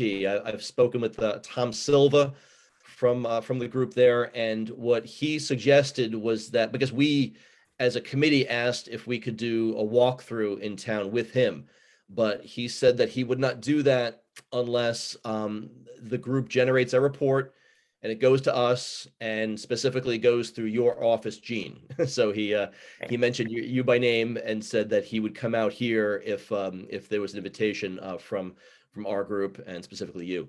So what's going to happen is that we've been talking about speed limits. Is 30 miles an hour the right speed limit for the center of town, for Main Street on Route 7? We've talked about maybe 25 miles an hour, which I think Tom is open to, but he's not open to 20. We did talk about that, a little bit too slow for him. But we're talking about speed limits. We're talking about perhaps expanding speed zones just north and just south on Route 7, and maybe even on Route 341. We have talked about the signage between Kent School all the way to the hockey rink, all the way to the light. Is all of that signage? Does that make sense? Should that be changed a little bit? We've talked about the continuity of signs and also the timing of the crosswalks. We've talked about is all of that is on the table. So this group's going to generate a report probably pretty quickly, and something will be landing on our desk shortly, is my guess. So that's noise and traffic. Great. I think Social social services is disbanded. Yeah, so I'll make a motion to disband the social services director hiring subcommittee with our thanks. Second.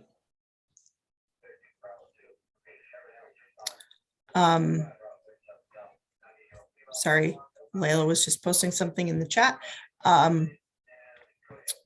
Samantha's hit the ground running. She's already been over to the senior center with Joyce, handling food bank. We have regular check-ins. We're going to have a sort of weekly one-on-one that we'll start doing in the next couple of weeks, her and I. But yeah, hit the ground running. All those in favor? Aye. Aye, thanks. Swift House Streetscape Building Committee. So we made the motion to accept the Mather proposal. We've sent them a letter of intent and we'll contact Mike Doherty to understand what the next steps are. I imagine there's a kickoff meeting that we need to have, so we'll make sure that we're in touch with Mike Govel on that. And we also need to ask Mike Doherty about, and somebody to oversee the day-to-day. Yeah.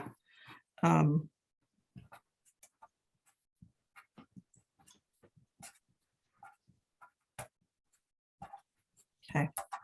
Thank you for that reminder.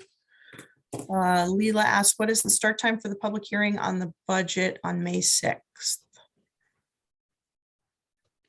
does that have a start time, Darlene, in the ordinance? Or is it custom? I believe it's 7 o'clock. Okay. And she also wanted to know if it's in person and or on Zoom. I would say that we would have, is there any reason to not have it in person? The complication of having this size of a meeting on Zoom, we've all lived through a number of times. They're pretty complicated and complex. We would probably need a little bit of professional assistance. And I think I hit send on that email earlier tonight from somebody as far as recording, properly recording the meeting, making sure that we get the audio picked up in the big meeting room. So we would, likely reach out maybe to the library. Is there any reason why we would want to keep it on Zoom, or do you want to do this in person? If numbers continue to rise. Yep. Might have to be Zoom. It's very complex and very cumbersome to run these meetings on Zoom, especially the. I know. I know. I mean, we've done it. This will be the 5th time or the 6th time or something. They're just very labor intensive, and there's a lot of unknowns, no matter how many times we think we have all the unknowns figured out. Darlene, you have your hand up. Just a Before it. reminder that the budget hearing is actually the Board of Finance. Yes, it is the And Board of for Finance. sake of making you, obviously advisory is important, but it's ultimately their decision on how they'll manage that meeting. So I will email Nancy. Okay. Thank you, Dar. Sure.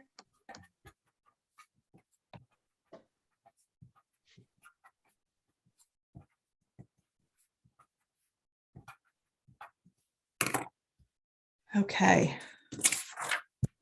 We end up streetscape. I think that was everything on streetscape. Next is Swift House Task Force.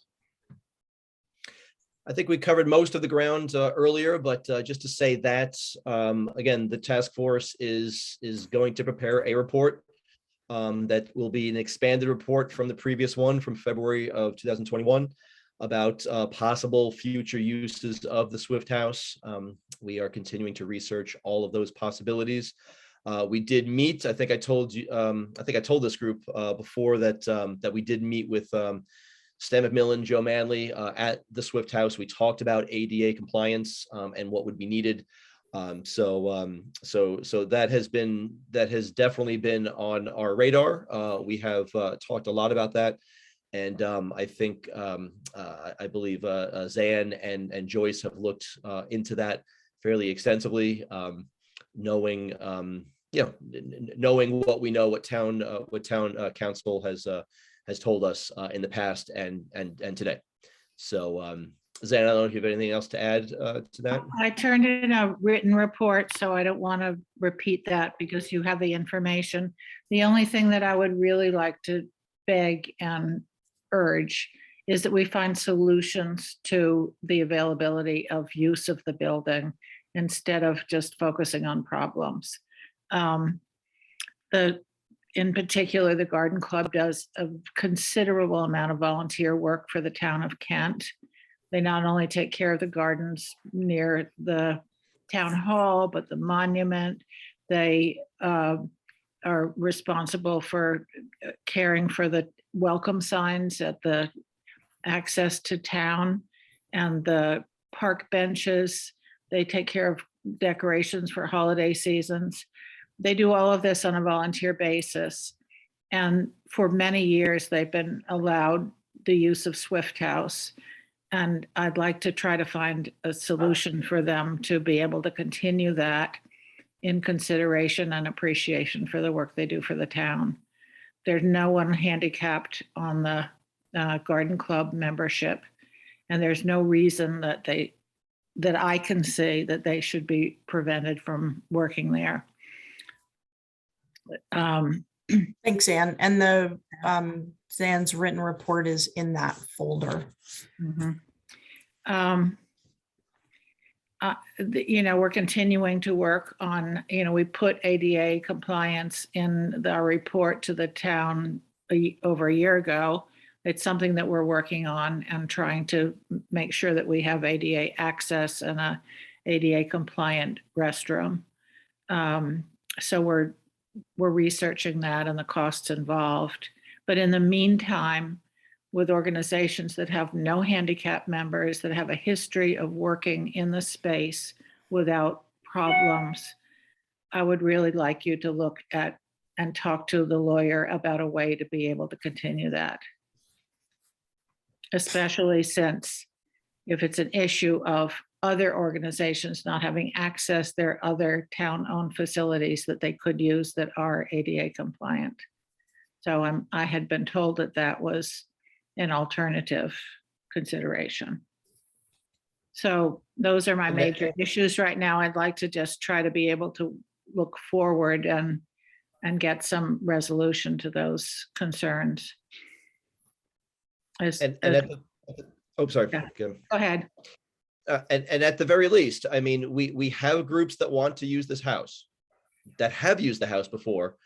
And I think it's incumbent upon us to find someone who can tell us exactly what we need to make this building ADA compliant and exactly how much it will cost.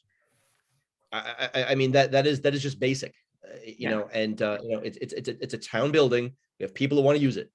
Let's try to make it usable with the funds that we have. We don't have a ton of funds in the operating budget, but we've just been through budget cuts. That's what we got to work with.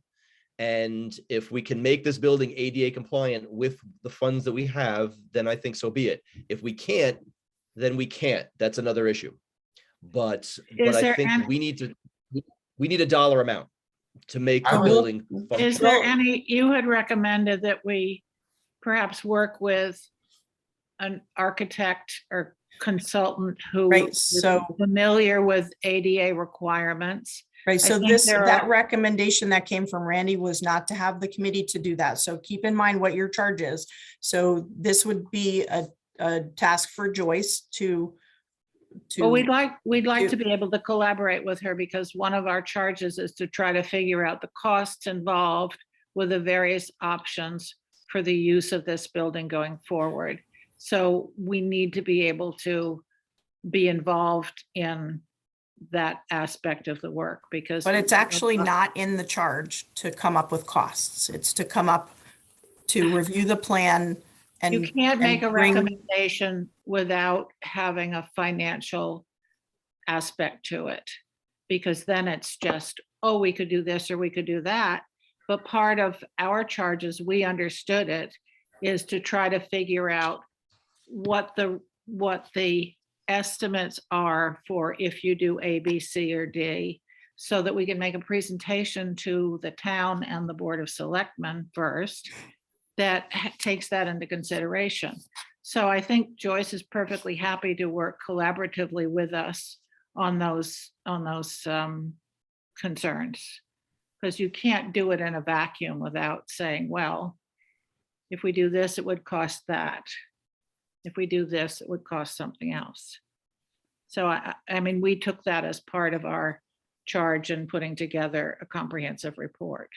But what Randy is suggesting is that the town work with an ADA fluent architect to come up with what the modifications can feasibly, reasonably, and economically be made to achieve compliance. So that's right. So that's to we are a subcommittee be of compliant right now. Town. I don't see why you need an architect. The building inspector knows what, for example, what the grade on a ramp has to be. Yeah. You can figure that out. You get a contractor. This is what we need. These are the building requirements. how much will it cost? A lot of contractors can figure that out. You don't need an architect. Same thing with the bathroom. You're simply Reading. looking at, you know, We- the rules are stated, so you can find a contractor who can tell you how much it will cost to do that. I've already identified a contractor who has built ADA compliant restroom facilities and would be interested in working with the town of Kent. And Joyce and I had planned to meet with that person together so that we could figure out what the relative costs might be and put it into our report and report it to the selectmen. So we'd like to be able to work together on this instead of wasting time and working separately. If that's okay with you, Jean. I'm trying to stick to the charge that was made to this committee. And the responsibility that the town has to take the recommendation of the town attorney. Is there a reason that we shouldn't try to work together to achieve a common goal? No, but No, it's, again, you're derailing from the charge of the committee. And we have 7 other committees that are held accountable to their charge and to stick with what their charge is. And while I understand what you're saying, I'm not prepared to present a report that doesn't take into consideration cost and time and effort. Otherwise it's just a piece of paper with ideas and no information. So, you know, we've talked to, Glenn has talked to us about this. We've talked about it together. He was the one that put together the recommendation for the charge. And, you know, we understood our charge to include information about the various options available to the town, so that when people ask questions, they can be answered. I think what I'm hearing here is, I mean, you know, the charge is the future use of the building. So I take that as to what's the ultimate goal here? Like big issues, you know, what's happening? Well, what we're talking about here is, what do we need it to be ADA compliant? And that's kind of a present day thing. I suppose that is not necessarily in the charge. Is that what I'm hearing from Eugene? yes. That we shouldn't be talking about that. Okay, so Well, no. I mean, the use is hold very on. limited. So hold on. So this committee then should be solely focused on the report that we plan to give to the Board of Selectmen in 5 months' time about the possible future uses of this building. But as to ADA compliance and who should be involved with that and how should that go, that what I'm hearing, this is not the purview at all of us as a group, as a subcommittee. But is it the purview of us as a Board of Selectmen? Should we be talking about that independent of the subcommittee? That's the question, I suppose. Makes I sense think to it's me yes. that the committee do that work. So if maybe we just need to amend the charge. Thank you, Rufus. Yes. It's add that to the charge of the Swift House Committee that. But we have a everybody can town work together. employee that is part of what she does. That's She why I'm oversees that suggesting budget that for we the work Swift House. collaboratively. And Excuse we me. work together on it. So both your internal office and our committee have the same information from the same sources, and that we work together so that we both understand what the purview and the considerations are. I can't understand why that's difficult for you.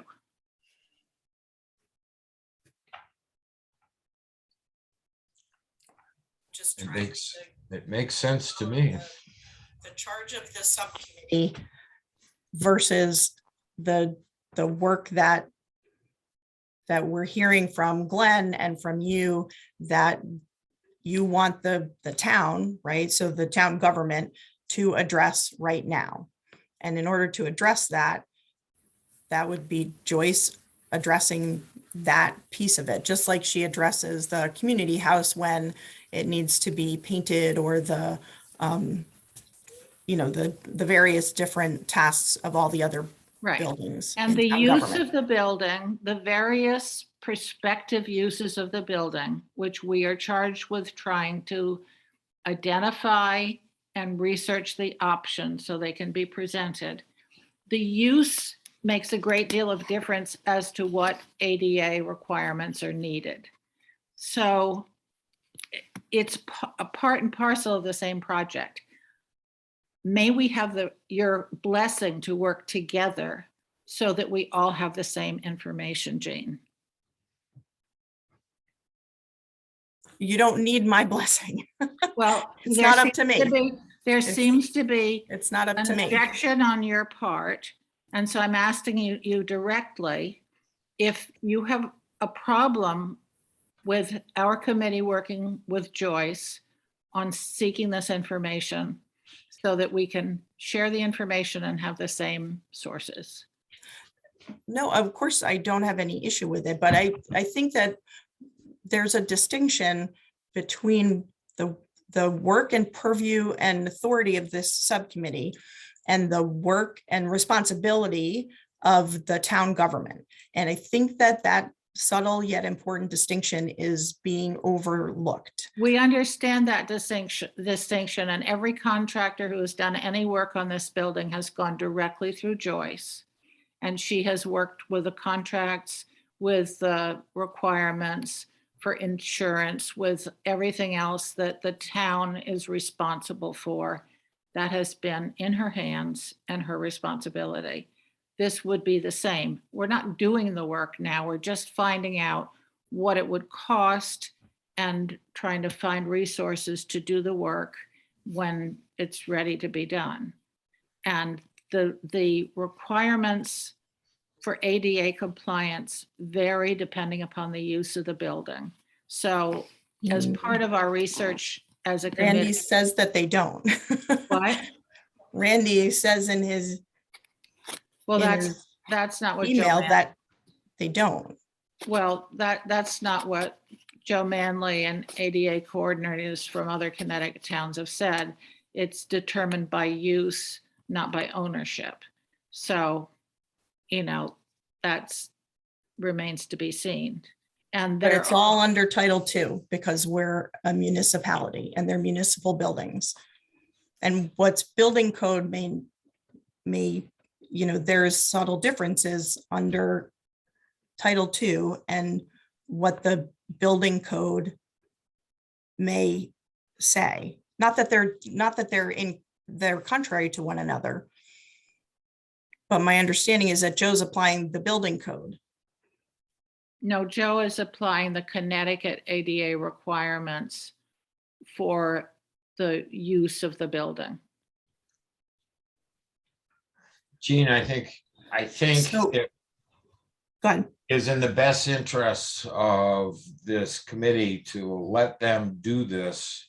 And it would make our work down the road a lot easier.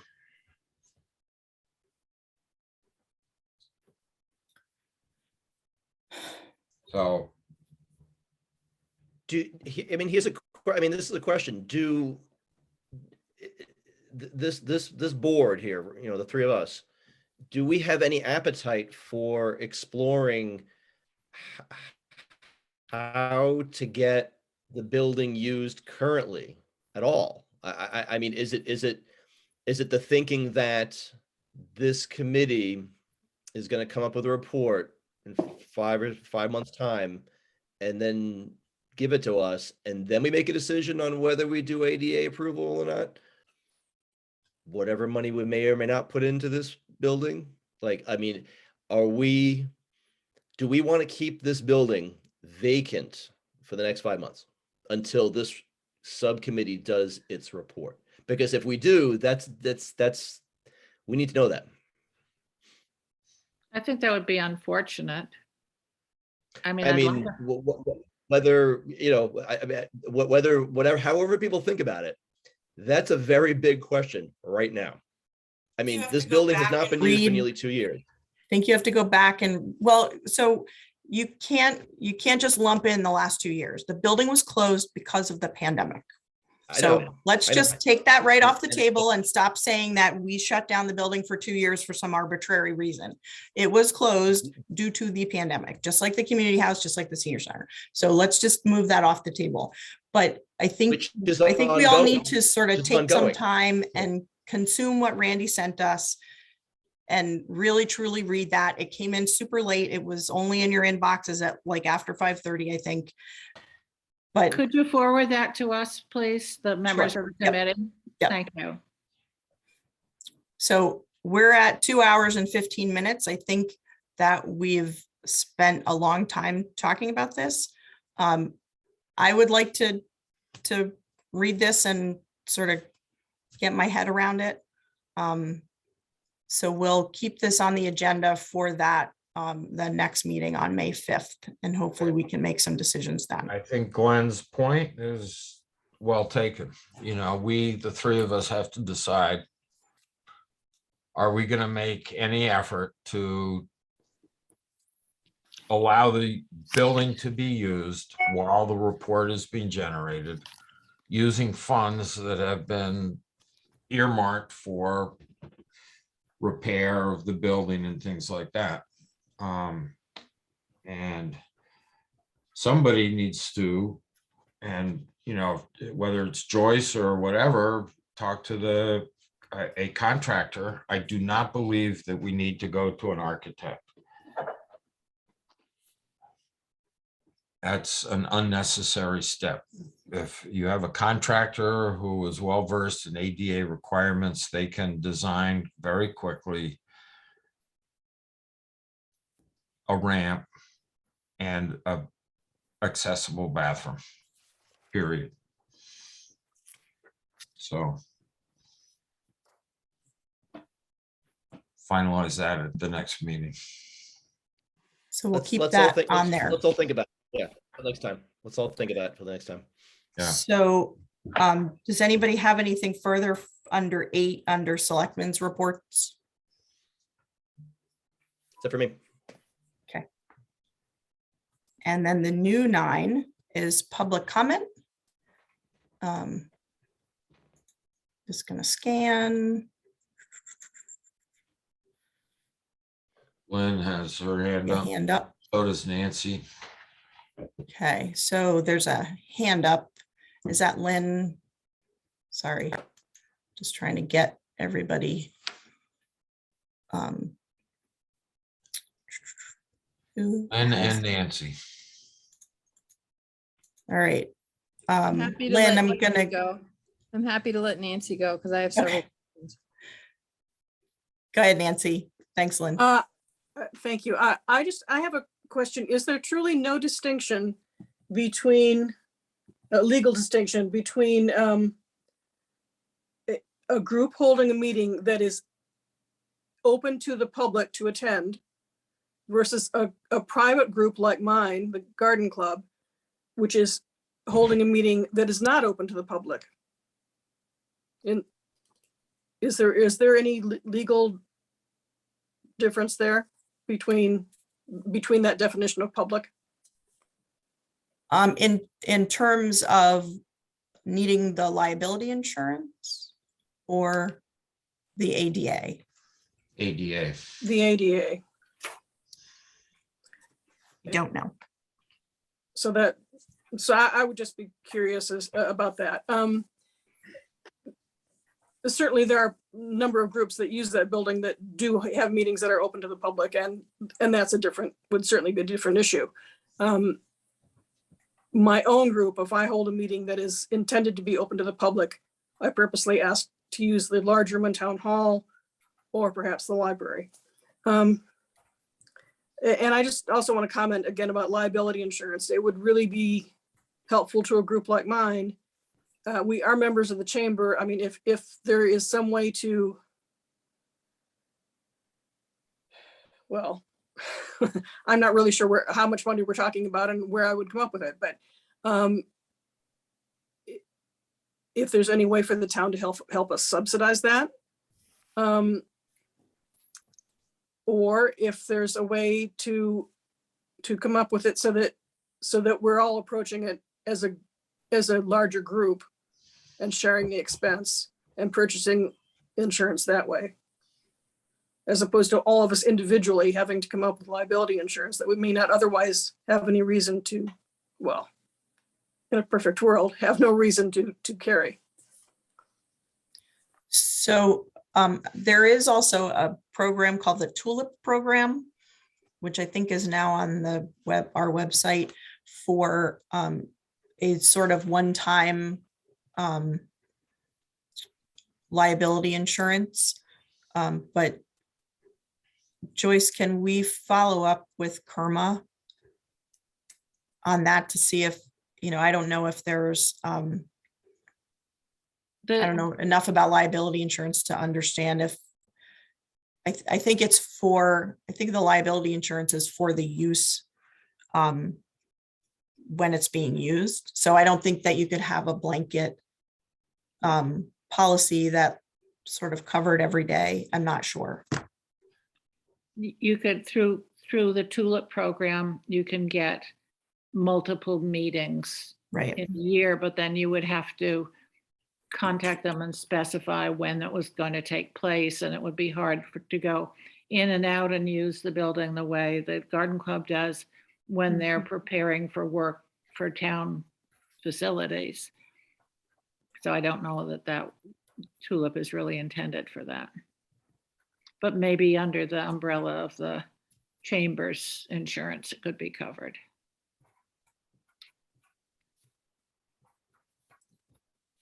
Nancy, I would ask the chamber if they'd be willing to pursue that.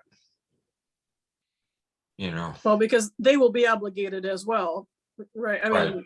anyone who wants to use that building will apparently be obligated, so.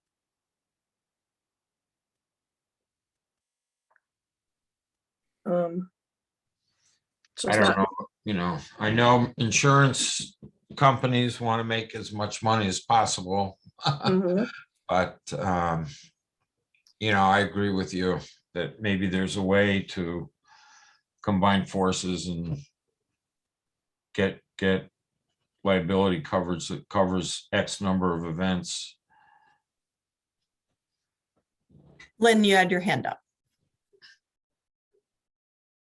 Yeah, so one thing that it strikes me as somebody who's married to a person who is a building official and an ADA coordinator in another town is that you would be very well served to talk with someone else who happens to know the ADA and the building code. They are different.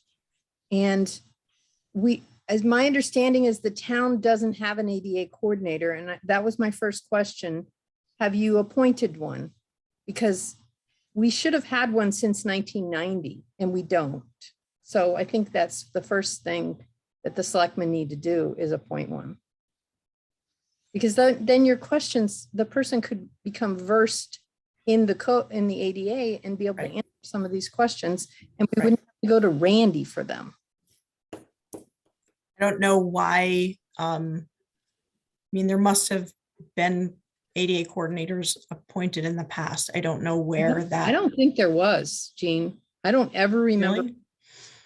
I don't ever remember hearing about an ADA coordinator. Okay. So, and it doesn't have to be a building official. I understand, Joe gets paid a certain way and he doesn't want to do things for the town of Kent that he doesn't get paid for. I get that. but somebody needs to have that role. Because otherwise, if we had had an ADA coordinator, we wouldn't be in this pickle right now. Right. All of the town buildings would have had their documentation and it would have all been dealt with. So my second point is I really ask that you make sure that the May 6th hearing gets recorded. I have a work conflict, so I'm not going to be able to attend in person or on video. So it's very imperative. And I think I think it falls under your new resolution for town governmental meetings that it needs to be recorded in some fashion. Mhm. And the other question I have is did the senior center lease get resolved and signed? I spoke with Tegan briefly last night after Board of Finance, and she said it has not, but she was going to make sure that it got resolved. That makes me so nervous. I feel for the new director not having that resolved. Thanks for answering my questions. Sure. Is there any other public comment? I'm just going to scan here. There's a hand up. Ed has a hand up. Ed. Yeah, Thanks, I only have one Rufus. comment. And I've made this comment before. The Easter egg hunt that the Park and Rec held, was there a separate insurance policy for the children running and picking up eggs and people on the lawn? Or was that not needed for some other reason? For liability insurance? I don't believe that we had to have a separate rider because it was on town hall property. So if the Swift House is We on Swift have- House property, why do you need liability insurance to use it? Because it's not being used by a town entity. It's being used by renters. Okay, all right, Park and Rec was not a renter for the right, egg hunt. Right. Park and Rec is a town department. okay. So if we made the flower committee an entity of the town, they wouldn't have to have liability insurance.